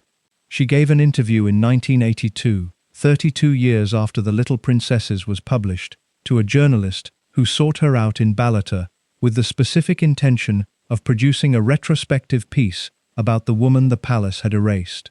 The journalist described finding Marion in the cottage, the cold rooms, the careful order of a space managed by someone who cannot afford disorder because disorder has no one to address it, the radio playing in the background, the magnifying glass on the table beside a stack of letters. Marion received the journalist with the courtesy that she extended to everyone, made tea, and sat down to answer questions with the composed precision that had characterized every interview she had given since 1950. The journalist asked about the royal family. Marion answered carefully, as she always answered carefully on that subject, acknowledging the warmth of the years, acknowledging the difficulty of the aftermath, declining to convert either the warmth or the difficulty into the kind of quotable bitterness that journalists prefer because it makes cleaner copy. She said she did not regret writing the book. She said she understood that the palace had felt it as a breach. She said, as she had said before, that she thought they were wrong. She said it without heat, without performance, without the rhetorical scaffolding that people use when they want their grievance to be noticed. The journalist asked whether she had heard from any member of the royal family in recent years. Marion said no. She said it in the same tone she had said everything else, measured, unsurprised, the tone of someone reporting a fact rather than delivering a verdict. The journalist wrote that Marion seemed, in that moment, neither bitter nor resigned, but simply clear about what had happened, clear about what it meant, clear in a way that had been arrived at through long acquaintance with a truth that offered no comfort, but at least offered certainty. What Marion did not say in that interview, and did not say in any interview, was what the silence had cost her in the texture of daily life. Not the grand cost, the isolation, the inadequate pension, the cold cottage, but the small daily cost of being someone whose most significant relationships existed only in memory.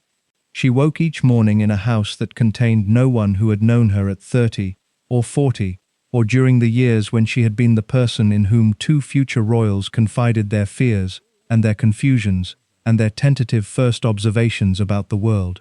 Those years lived in her, fully and in detail.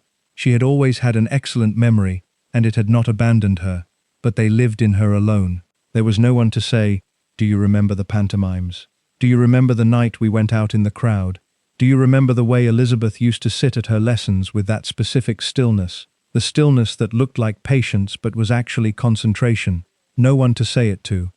The memories were accurate and complete, and entirely without an audience, which is its own form of loneliness. Not the loneliness of having no one around, but the loneliness of having no one who shares the particular country of your most important experiences. The loneliness of being the last person in the room who remembers a room. George had shared some of it. Not the palace years which preceded him, but the later years. The years of adjustment and letter writing, and the slow assembly of a life outside the household. George had been the audience for some of it, the recipient of the memories she chose to share, and his presence had meant that the memories had somewhere to go, other than simply back into her. When George died, the memories had nowhere to go. They accumulated. They had no outlet that wasn't writing, and writing had become difficult, and the writing she produced no longer found the audiences it once had. She was 72 years old in 1981. She was 78 in 1987, the year before she died. Somewhere in those years, the accounts are imprecise. The attempted suicide had happened, a fact she disclosed with the same matter-of-fact quality she brought to every difficult truth. She had reached a point where the weight of the accumulated circumstances had become, temporarily, more than she could carry. She had survived it. She had continued. The continuing was not triumphant, and it was not defeated. It was simply the continuing of a person who had decided, at some level below articulation, that stopping was not available to her, that the habit of going on had become too deeply embedded to be overridden, even at the moments when overriding it seemed the most rational response to conditions that were, by any fair assessment, considerably worse than they should have been. She had written a book. The book was still being read. It would continue to be read. In libraries in Britain and America, and in the second-hand bookshops that accumulate the paperback remains of the 20th century, the little princesses sat on shelves and waited for readers who would open it and find inside it two children who had been alive in a particular way that official history could not replicate. Marion Crawford had put them there. Nobody could take them out. The palace could not reach the book. The palace could not reach the readers. The palace could not reach the specific truth of what Marion had seen and written down, the truth of Elizabeth laughing in a crowd, of Margaret crying on the night the world changed, of a governess sitting with children in the dark while London burned and saying, "We are here, we are together, and that counts for something." It counted for something. Marion Crawford sat in her cottage in the last years of her life, and she knew it counted for something, even if the people she had counted it with had decided, a long time ago, that the counting was over. The door that nobody knocked on stayed closed. The radio played. The hills were invisible through the blurred window, but they were there. She knew they were there. The date is specific, and the specificity matters. February 11th, 1988. A Thursday. Cold in the way that February in Aberdeenshire is cold. Not dramatically, not with the theatrical ferocity of a storm, but with the settled, permanent cold of a landscape that has accepted winter as its default condition and sees no reason to apologize for it. The kind of cold that gets into stone buildings and stays there, that requires a certain level of continuous heat to resist and rewards any lapse in that resistance immediately and without mercy. Marion Crawford died on that morning. She was 78 years old. She died in the Grace and Favour cottage on the Balmoral estate, in the house that the Crown had given her and George decades earlier and had never formally taken back, in the landscape she had first encountered as a young governess, accompanying two princesses to their summer holiday, and had eventually come to inhabit as the last remaining geography of a life that had contracted, over 38 years, to the dimensions of a few cold rooms and a radio, and the blurred shapes of hills she could no longer see clearly. She died alone. That is the fact that every account of Marion Crawford's death arrives at eventually. The fact that sits at the center of the story and refuses to be moved or qualified or surrounded with enough context to make it less than what it is. She died alone, in February, in a cold cottage in Scotland, and it was 3 days before anyone found her. 3 days. The number requires a moment's attention because it is not simply a detail about the logistics of rural Scotland or the particular geography of a Grace and Favour estate. It is a measurement. It measures the size of the space that had opened up around Marion Crawford in the last years of her life, the space between her and the people who might otherwise have noticed her absence sooner. A person with a dense network of daily contact, with family nearby, with friends who expected them for dinner, or colleagues who noticed an empty desk, such a person would not lie undiscovered for 3 days. Marion had none of those things. She had neighbors who were kind in the ways that geography permits, and limited in the ways that geography also permits. She had no family configured in the way that produces daily checking in. She had no one who was expecting her on February 12th or February 13th. No appointment unmade, no conversation interrupted. 3 days is the measure of that absence. It is not an accusation of any individual's failure. It is a description of what the systematic withdrawal of connection looks like, concretely, when it reaches its endpoint. The person who found her was a neighbor. The accounts of this moment are sparse. The neighbor's name does not appear in the public record in any version of events that has been published, which is either a courtesy to a private individual or a symptom of the general inattention that surrounded Marion Crawford's death in the same way it had surrounded the last years of her life. The neighbor noticed something, an absence of movement, a milk bottle uncollected, a light that should have changed and hadn't. The neighbor acted on the noticing. Marion was found. The cause of death was recorded as a heart attack. She had been in poor health for years. The strokes, the diminished vision, the general deterioration that accumulates in a body that has been managing significant illness for 3 decades, without the benefit of sustained professional care or the particular restorative effect of being genuinely looked after. The heart attack was not a surprise to anyone who had been paying attention to her health, which was a limited number of people and did not include anyone from the royal household. The palace said nothing. This should not be surprising, given 38 years of preceding practice, but it is worth registering anyway, because silences, like actions, have a cumulative character, and the silence at the moment of Marion's death was the silence that completed all the others. The silence at the publication of The Little Princesses, the silence when George died, the silence through the strokes and the poverty and the isolation and the attempted suicide and the long years of letters that received no reply. The silence on February 11, 1988, was the final entry in a record that had been building since 1950, and it landed with the weight of everything that had preceded it. No statement from Buckingham Palace, no statement from any member of the royal family. No acknowledgement, public or private, that a woman who had spent 17 years inside the most private spaces of the royal household, who had bathed the future queen, who had sat with her through the abdication and the Blitz, who had taken her into the crowds on VE night and watched her laugh with strangers, had died, alone, on a Thursday morning in February, 3 days before anyone found her.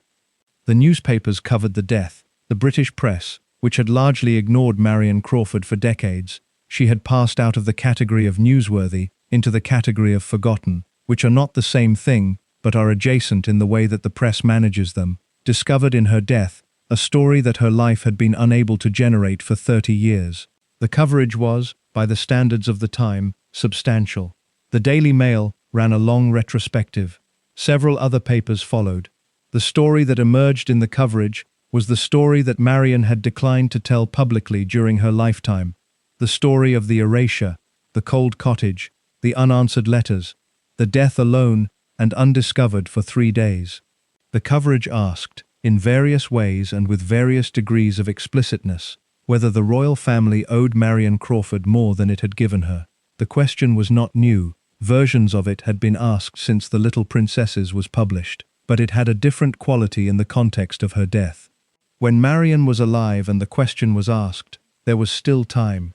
There was still the theoretical possibility of a letter, a phone call, some acknowledgement that the decades of silence had not been the final word. When Marion died, the possibility closed. The silence became permanent. The question shifted from what the royal family might yet do to what it had done and could no longer undo. The palace's response to the coverage was consistent with its response to everything concerning Marion Crawford. Nothing. No statement, no expression of condolences, no acknowledgement that the coverage was occurring or that it raised questions that might be worth addressing. The institution that had Crawfied Marion Crawford in 1950 completed the process in 1988 by extending the silence through death and into whatever comes after death, which in Marion's case was a public conversation about her life that she had not been present to shape. Her will, when it was examined, contained the sparse provisions of a woman who had not died with significant assets. The cottage was not hers to leave. It belonged to the crown, and it reverted to the crown on her death, as grace and favor arrangements do. Her personal belongings, her papers, the correspondence and manuscripts, and the material residue of a life that had been, at its center, a life of writing and observation. The disposition of these things was not managed with the care that a literary estate receives when the person at its center is considered important by the institutions that manage importance. Whether Marion's papers survived her death intact, whether they are somewhere in an archive that has not been made publicly accessible, whether they were lost in the clearing of the cottage, whether they contain the later memoir she had been working on in her final years, none of this is definitively known. The uncertainty itself is a form of the erasure. A woman whose papers are carefully preserved is a woman whom posterity considers worth knowing. Marion Crawford's papers exist in a state of uncertainty that mirrors the uncertainty of her final years. Possibly there, possibly not. Not important enough to anyone with the power to resolve the question to have resolved it. The funeral was quiet. The burial was in Scotland, in the landscape she had inhabited for the last decades of her life.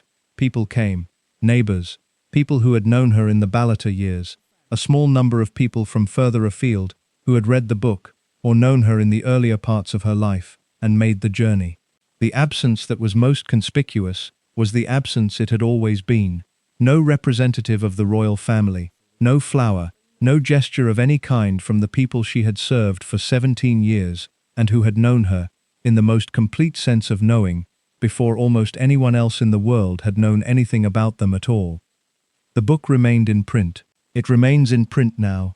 Readers who encounter it for the first time consistently report the same experience, a surprise at how warm it is, how specific, how human, in its rendering of two children growing up inside an institution that required them to be something other than human most of the time. The surprise is, itself, a product of the erasure. Marion Crawford has been so thoroughly removed from the official narrative of the Windsor family that readers approach her book without the preparation that comes from knowing who she was, what she gave, and what it cost her.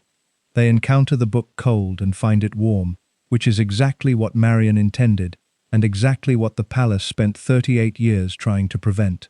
The preventing did not work. It worked on Marion, on the specific body and life and daily experience of Marion Crawford, on the pension and the cottage and the unanswered letters and the 3 days undiscovered. It worked on her completely and finally, and without mercy, but it did not work on the book. The book remained. The book remains. 2 children on a bus in London, a governess watching from the seat behind, the city going about its ordinary business, around 3 people who contained an extraordinary amount of history between them, and were, on that particular afternoon, simply going somewhere together. The palace could not get on the bus.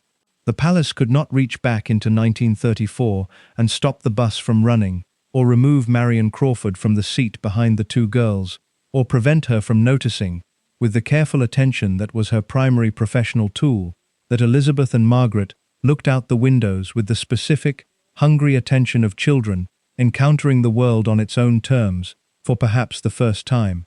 Marion noticed. Marion wrote it down. The writing survived. She died on a Thursday morning in February, in a cold cottage, on land that belonged to the family she had served, and nobody found her for 3 days, and the palace said nothing, and the book was still there, and it is still there now, in the libraries and the second-hand shops, and the hands of readers who open it and find inside it something the official record has never provided and never will, the truth of a household, rendered by someone who loved it and was destroyed by it and kept writing anyway. There is a document that does not exist and never will. It would be, if it existed, a letter from Buckingham Palace to Marion Crawford, written sometime in 1950, explaining in plain language exactly why The Little Princesses was considered a betrayal, and what the specific terms of that betrayal were. It would name the passages that caused offence. It would articulate the implicit contract that the palace claimed had been violated. It would explain, in the direct institutional language that bureaucracies use when they want to be clear, that Marion Crawford had done something that could not be forgiven, and that the consequences would be permanent and comprehensive. That document does not exist because the palace does not operate that way. The palace does not explain itself. It does not issue formal condemnations of people it has decided to erase. It does not engage in the kind of direct confrontation that would give the person being erased something concrete to respond to.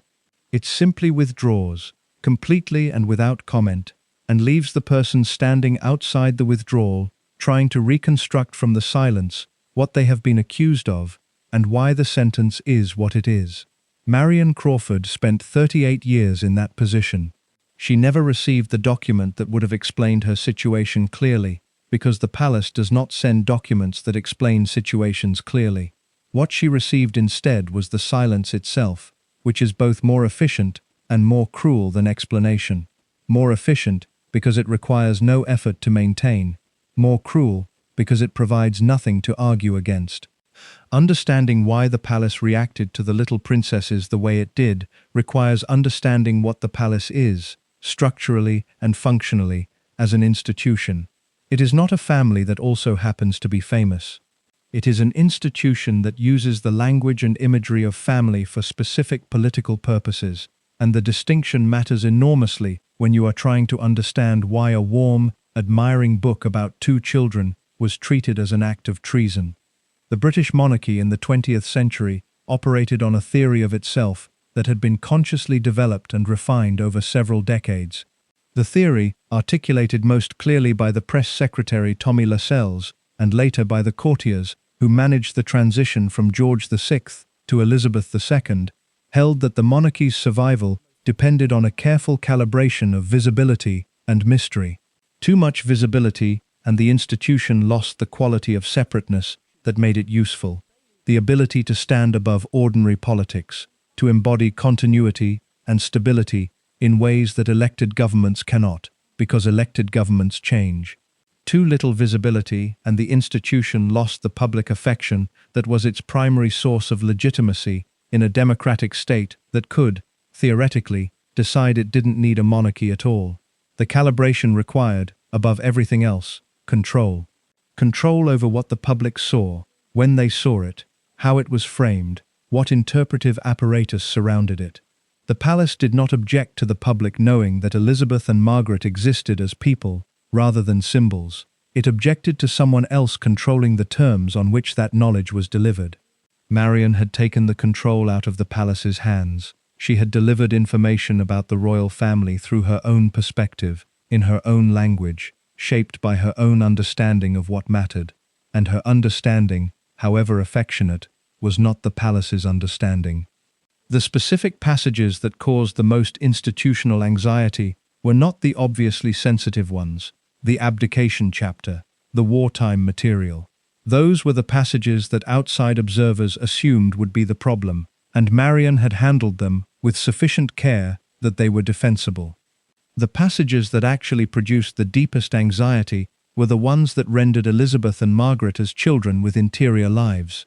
The passage about Elizabeth's quality of stillness at 5, the passage about Margaret's laugh, the passage about Elizabeth's question on the night of the abdication, the passage about VE night.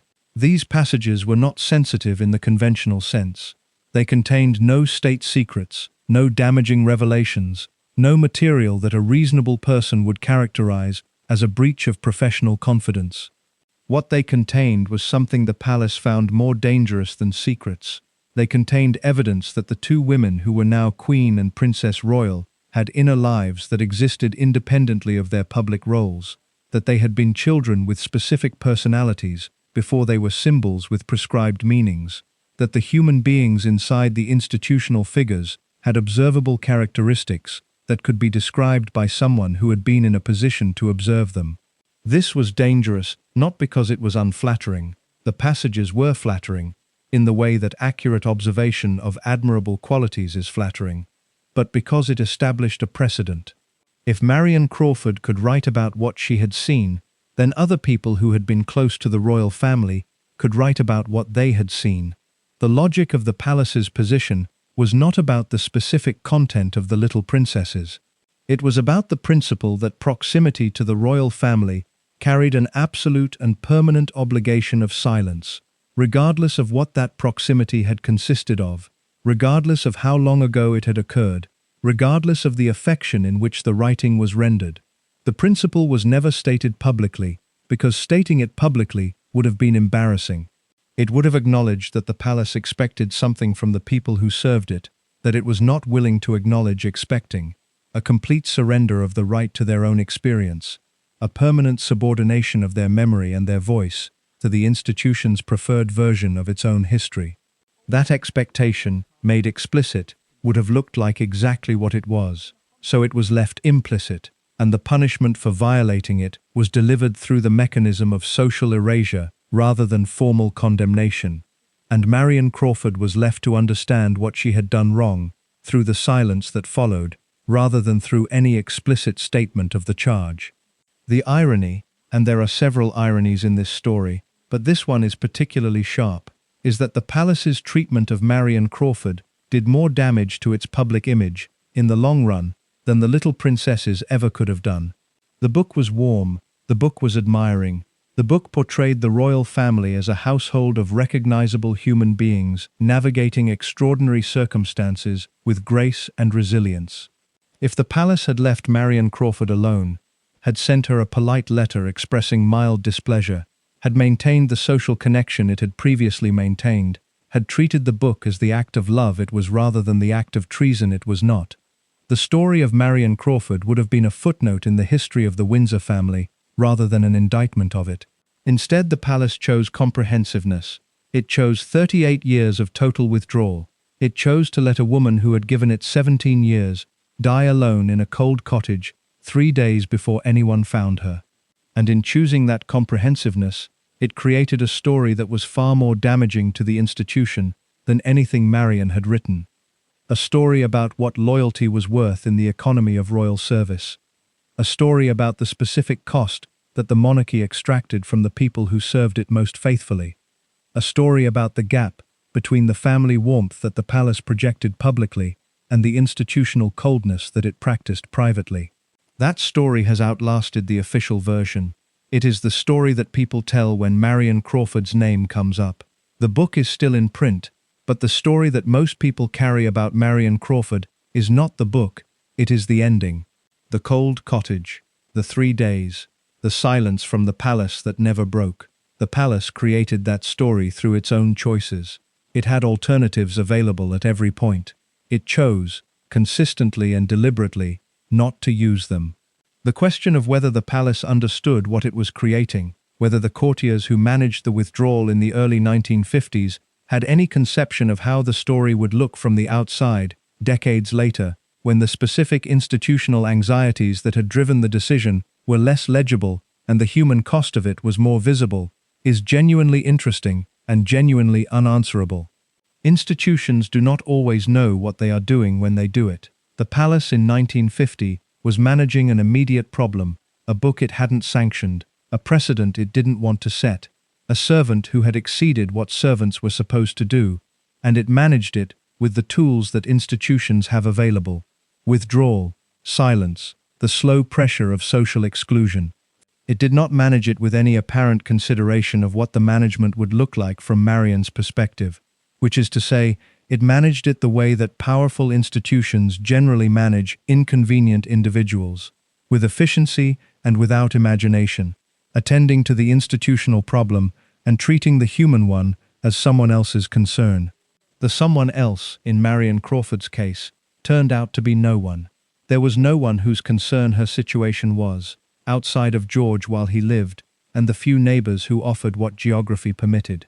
The palace was not her concern, and she was not the palace's concern, and the space between those two positions was the cold cottage, and the 3 days, and the February morning, and the silence that had, by then, lasted so long it had become the landscape itself, indistinguishable from the hills, from the heather, from the river that ran past the cottage, regardless of what happened inside it.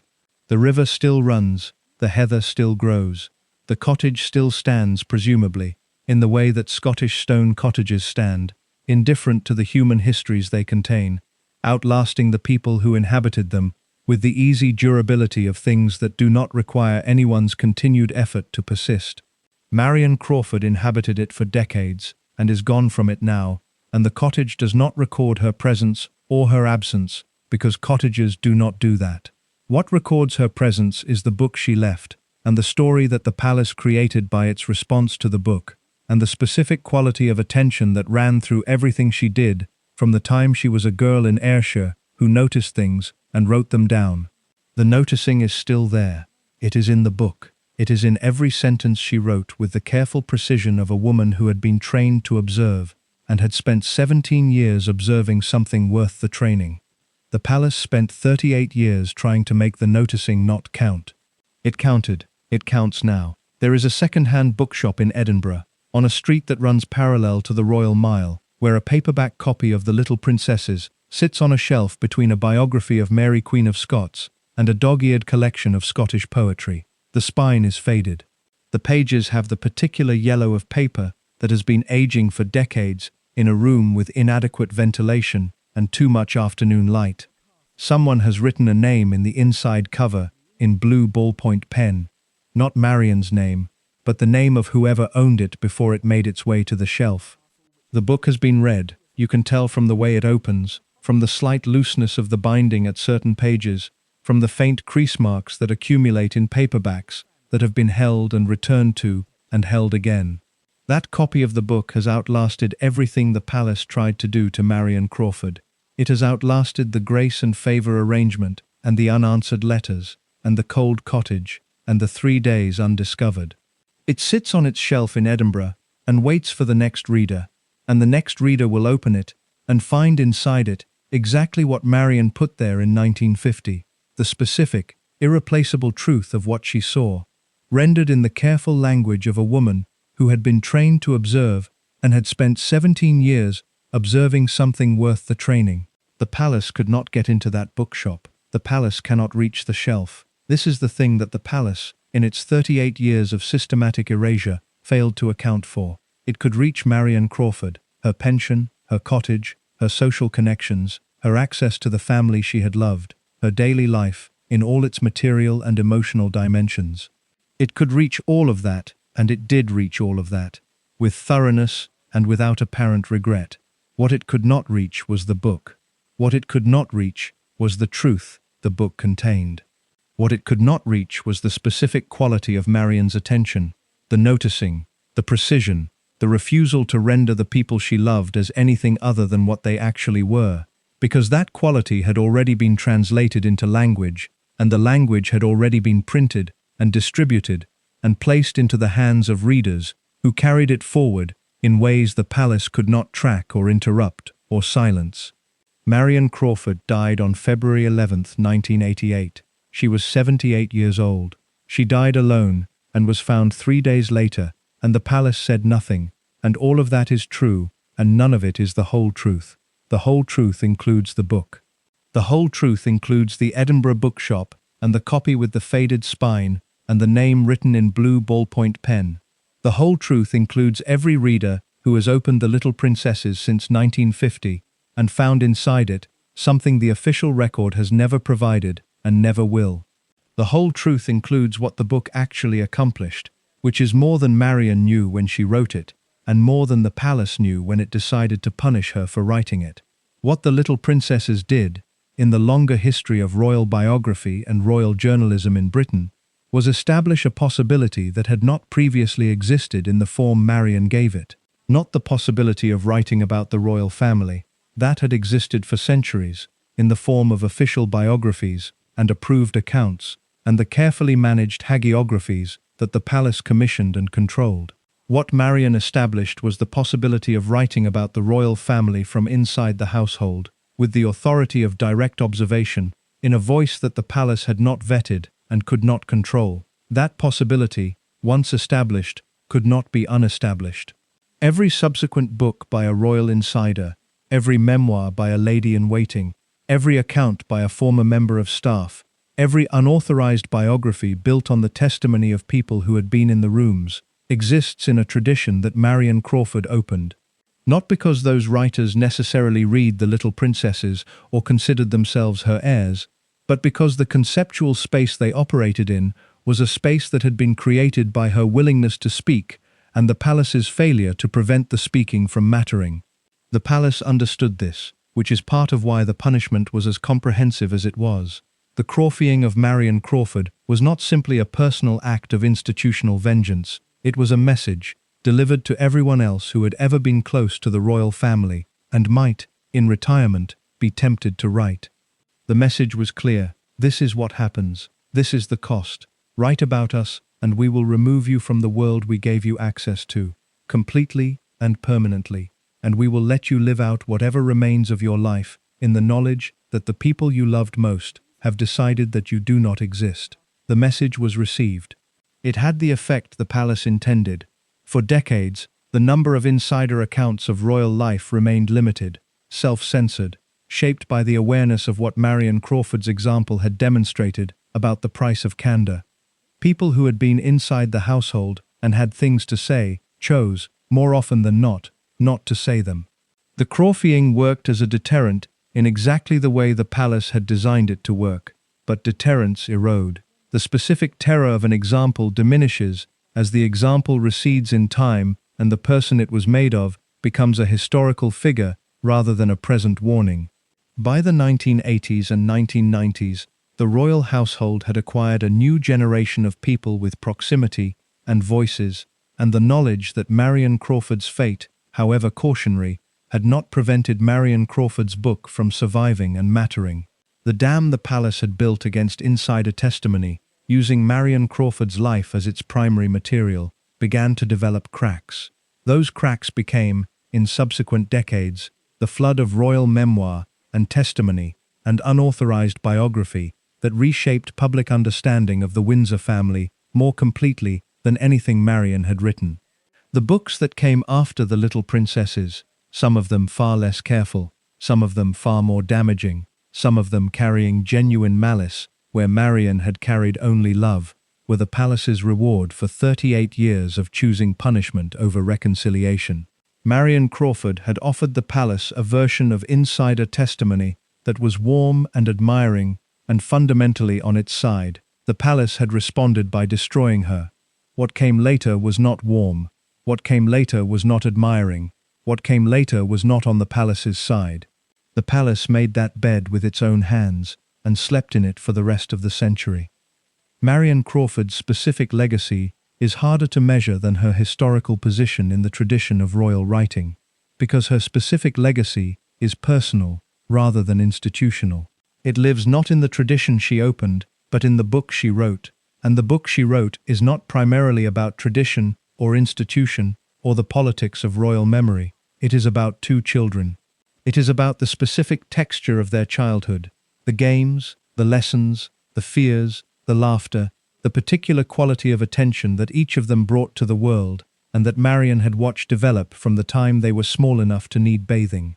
Readers who encounter the book now, more than 70 years after its publication, consistently report the same experience. The surprise at how human it is. The surprise at how contemporary it feels, not in the sense of being up to date, but in the sense of being concerned with things that remain recognizable. What it costs to grow up in public, what children need from the adults who raise them, what it means to love people who are also, in some structural sense, your employers, and what happens when that dual relationship ends badly. These are not historical questions. They are present ones. Marion Crawford was asking them in 1950, and she was asking them without quite knowing she was asking them. She was writing from the inside of her own experience, with the honesty of someone who had decided that honesty was the only thing she had left to give. And the questions she was asking turn out to be the questions that the book has continued to ask, in every reader's hands, across 7 decades of reading. Elizabeth II died in September 2022. She was 96 years old, and she had been queen for 70 years, which is longer than most human lives, and longer by far than the entire period Marion Crawford spent inside the royal household. The coverage of Elizabeth's death was vast and global, and almost entirely concerned with the Queen as institution, as symbol, as continuity, as the human embodiment of a constitutional function that she had performed with extraordinary consistency for most of a century. Almost none of the coverage mentioned Marion Crawford, the woman who had taught Elizabeth to read, who had taken her on buses, who had sat with her on the night the abdication broke the world apart, who had held her hand on VE night in a crowd of strangers in London. That woman was not part of the official story of Elizabeth's life and death. She had been successfully removed from it, in the institutional sense, with the thoroughness the palace had always brought to the removal. But the book was still there. In the weeks after Elizabeth's death, sales of The Little Princesses increased. Readers who wanted something more than the official account, something that gave them access to the woman rather than the symbol, found their way to the book that Marion Crawford had written at the cost of everything she had. They found inside it what she had put there, the 5-year-old with the quality of stillness, the young woman laughing in a crowd, the 2 girls in the dark while London burned, and a governess sitting between them saying, "We are here, we are together, and that counts for something." It counted. it had always counted. The palace's 38 years of effort had been directed at a target that was not, in the end, reachable. Not because Marion Crawford was invulnerable, she was not. The cold cottage and the 3 days and the failing eyes and the inadequate pension are the evidence of exactly how vulnerable she was. But because the target the palace was really aiming at was the book, and the book was not Marion Crawford. The book was what Marion Crawford had made from what she had seen and felt and understood, and making is irreversible in a way that living is not. Marion Crawford is gone. The book is not gone.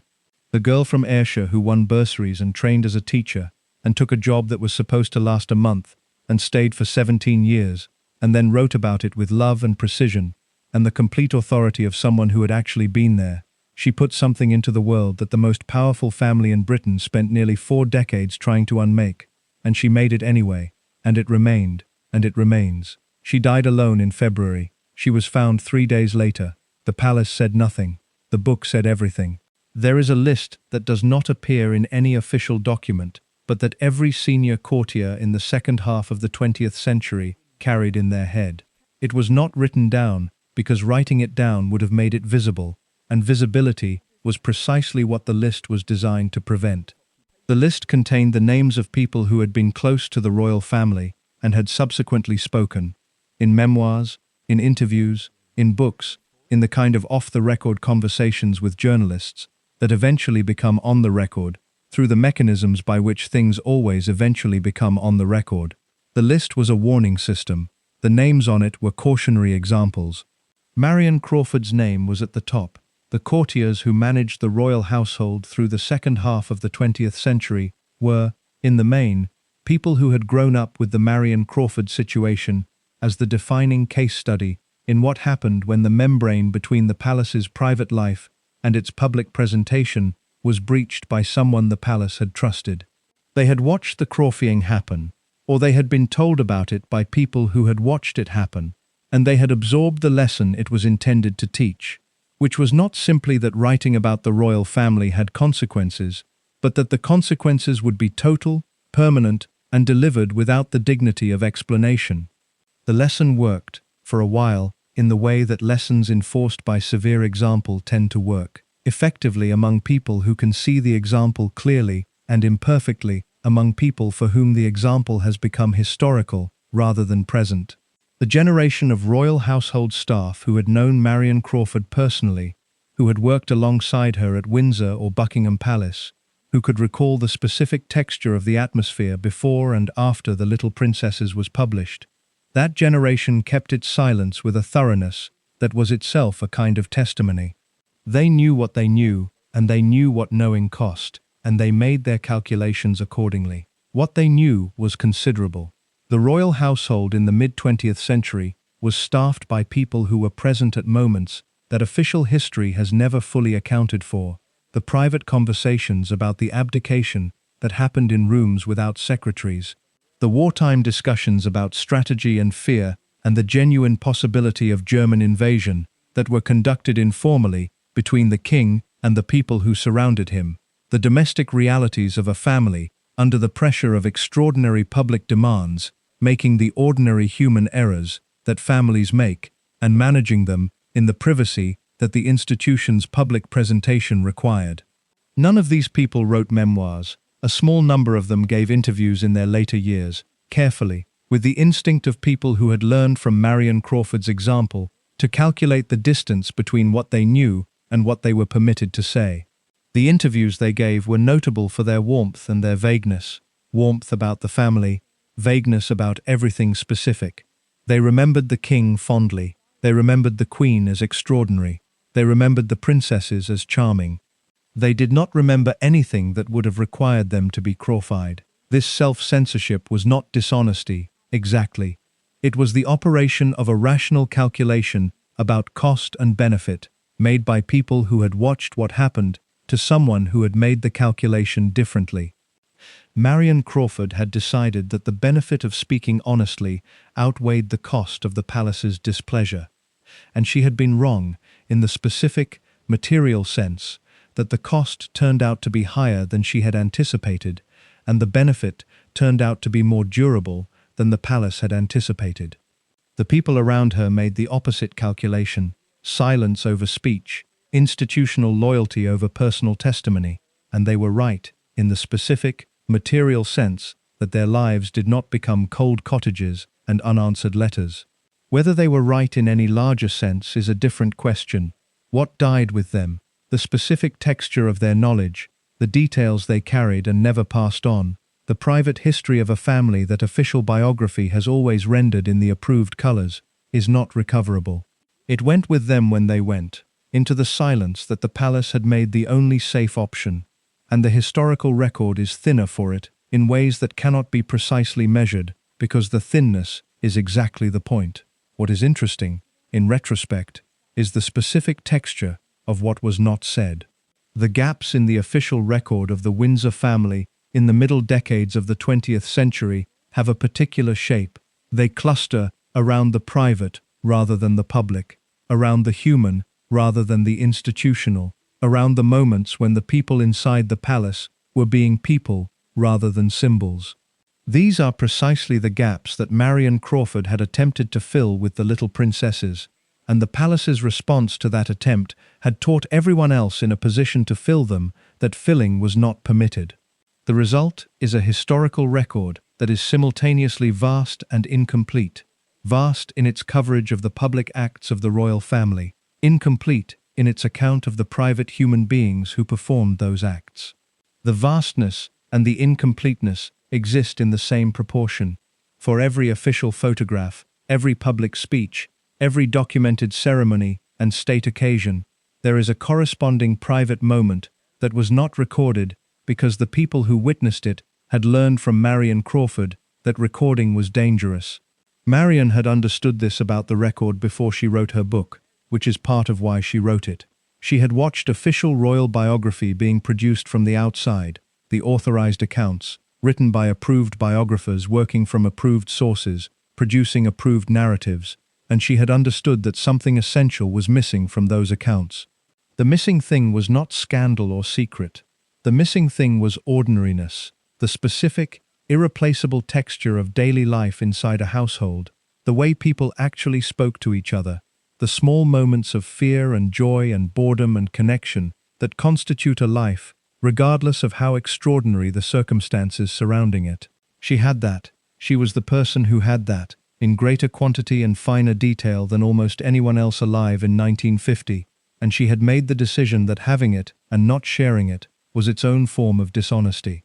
She had lived inside the most watched family in the world for 17 years, and she had seen things that official history was not recording, and she had decided, with the confidence of someone who trusted her own observation, that the record needed what she had to offer. The palace disagreed. The palace disagreed so thoroughly and so permanently that its disagreement became the secondary story. Not the book Marion wrote, but the punishment the palace exacted for the writing. That secondary story is, in the long run, more revealing than the primary one.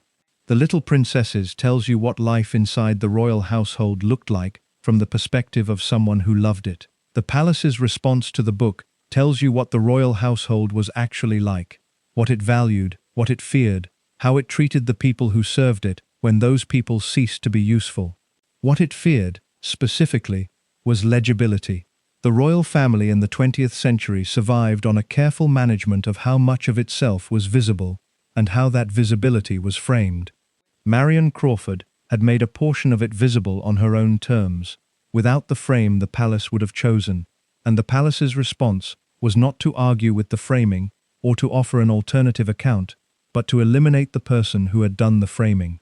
Eliminate is the right word, not physically, but socially, institutionally, in the ways that matter to a person's experience of being alive in the world.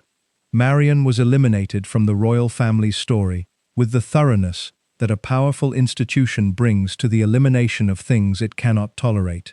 What the palace did not account for, what it consistently failed to account for across the decades of its response to Marion and to the tradition of insider testimony her book had opened, was the difference between eliminating a person and eliminating what a person had made. Marion Crawford was eliminatable. She was one woman, with limited resources and no institutional backing, and a pension that was inadequate by design. The palace could reach her, and did reach her, and the reaching was total. The book was not eliminatable. The book had been published before the palace fully understood what it was dealing with. It had been distributed before the withdrawal began. It had been read before the silence descended. It existed in the world in the form that books exist in the world. Reproduced, distributed, held in hands and passed between people, and placed on shelves, and found again by readers who had not been looking for it specifically, but who found, on opening it, something they recognized. The palace spent nearly 4 decades eliminating Marion Crawford. In the same period, the book found its way into dozens of languages, into libraries on 4 continents, into the hands of readers who had no idea who Marion Crawford was, and no reason to care about the politics of royal memory, and who read about 2 little girls and a governess, and found the whole thing simply and durably true. Truth is harder to eliminate than people. The palace knew how to eliminate people. It had centuries of practice. It did not know, or it knew and chose to ignore, which amounts to the same thing, that truth, once rendered in language and distributed into the world, operates by a different logic than the logic of institutional power. Institutional power can silence a voice. It cannot unring a bell that has already rung. Marion Crawford rang the bell in 1950. The palace spent 38 years pretending it hadn't heard it. Everyone else heard it perfectly. Language does a strange thing to people sometimes. It takes a name, a specific, personal, unrepeatable name, the name of someone who was born in a particular place on a particular morning, and who lived a particular life, and died on a particular Thursday in February, and it turns that name into a verb, into a category, into a word that can be applied to other people in other situations, a word that travels beyond the person it was made from and does its work in the world long after the person is gone. Marion Crawford became a verb. To be Crawfied is to be cut off by the royal family so completely that the cut-off itself becomes the defining fact of your relationship with them, more defining than the 17 years of service, more defining than the trust and the love and the daily intimacy of a household, more defining than anything that happened before the moment the doors closed. The word entered the informal vocabulary of royal watchers and palace journalists, and the people who track the social meteorology of the British establishment, sometime in the decades after The Little Princesses was published, and it has stayed there, doing its particular work, because the thing it describes has continued to happen. Marion was not the last person to be Crawfied. She was the first, or the first modern one, the first whose case was public enough and complete enough to generate a word. But the palace's capacity for total social withdrawal did not retire with her. It applied the same mechanism, with variations, to others who fell outside the circle of institutional approval in the years and decades that followed. The mechanism was refined with each application.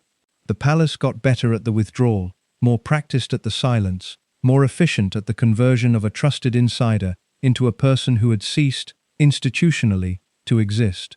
The word itself is the clearest evidence that Marion Crawford's story penetrated the culture more deeply than the palace's erasure intended.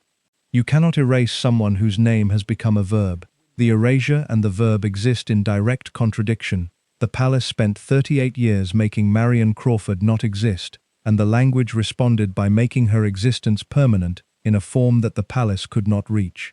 Every time someone uses the word Crawfied, they are invoking Marion Crawford. They are, whether they know her story in detail or not, referencing a woman who was born in Ayrshire in 1909 and who gave 17 years to a family that repaid those years with comprehensive silence. The word carries, for people who know the story, an emotional charge that is not present in most verbs. Verbs are usually neutral. They describe actions without judgment. Crawfied is not neutral. It carries the weight of what was done to Marion Crawford, the specific moral character of an institution choosing to destroy a person rather than tolerate the discomfort of being made legible. When someone says, a former royal employee has been Crawfied, they are not simply describing a social mechanism. They are invoking a judgment, the judgment that the palace's treatment of Marion Crawford was wrong, that it was disproportionate, that it reflected something about the institution's character that the institution would prefer not to have reflected. The palace created that judgment through its own choices. Marion Crawford did not create it. Marion Crawford wrote a warm book and then spent 38 years absorbing the consequences of having written it, and the consequences were so extreme that the language found a word for them, and the word became the clearest possible testimony to the nature of the institution that had produced the consequences. This is not a small thing.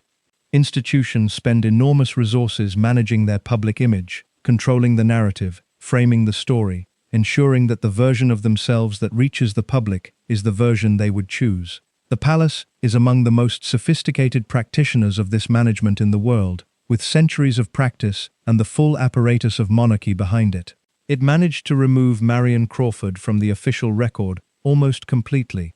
It managed to ensure that she died without acknowledgment and was found 3 days later and received no public recognition from the family she had served. And yet the word exists. The verb exists. The story exists. In the very act of trying to make Marion Crawford nothing, the palace made her permanent, made her name into a concept, made her story into a reference point, made her experience into the standard against which subsequent acts of royal social erasure. Every biography of Elizabeth II that takes the question of royal memory seriously devotes space to Marion Crawford. Every account of the palace's management of its public image uses her case as a primary example. Every discussion of what royal service costs the people who render it begins, eventually, with Marion, with the woman who discovered that proximity and love and 17 years of genuine dedication were not, in the palace's accounting, sufficient to earn the right to speak. The people who came after Marion, the household staff who kept their silence, the courtiers who managed the official version, the biographers who worked within the palace's preferred framework, made the choice that Marion did not make. They traded speech for security, testimony for continued inclusion. Some of them were still alive when Marion died. Some of them sent no letter and offered no public word when the woman whose example had shaped their silence was found alone in her cottage in February 1988. Whether they thought of her, in the weeks and months after her death, is unknowable. Whether they measured their own choices against hers, whether they felt anything that might be called guilt or grief, or the complicated recognition that comes from watching someone else pay the price for a decision you chose not to make. None of that is in any record. It is private, if it exists at all, in the way that the most consequential reckonings tend to be private. What is not private is the book. What is not private is the word. What is not private is the story that has accumulated around Marion Crawford's life and death.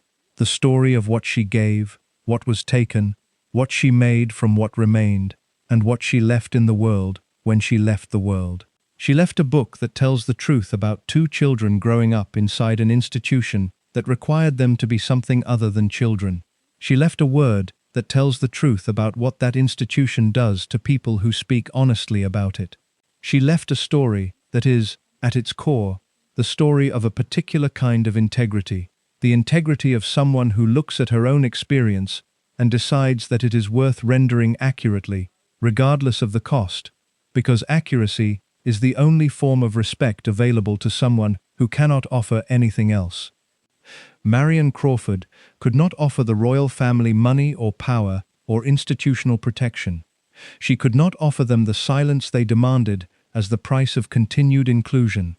What she could offer them, and what she had given them for 17 years before she gave it to the public, was her full and honest attention, the quality of observation that had made her a good governess, that had made her see Elizabeth and Margaret as specific children rather than generic royals, that had made her the person they trusted with their fears and their questions and their first uncertain steps toward becoming the people they would be.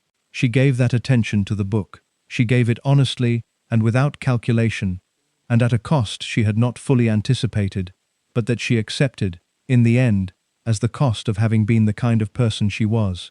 Someone who noticed, and who believed that noticing, rendered accurately in language, was not a betrayal of the people she had noticed, but the deepest form of tribute available to her. The palace called it a betrayal. The palace was wrong. The word the palace created for what it did to her is still in use. The book she wrote is still in print. The story is still being told, in the libraries and the second-hand bookshops, and the conversations between people who found their way to Marion Crawford through curiosity or accident, or the specific hunger for the human truth that official history consistently fails to provide. She was born on June 5, 1909, in Gateshead, Ayrshire. She died on February 11, 1988, in a cottage in Scotland, alone, 3 days before anyone found her. She was 78 years old.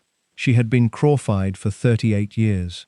She had also written a book. The book is still there. The palace is still there too, and it still does what it has always done, and the word for what it does is still her name.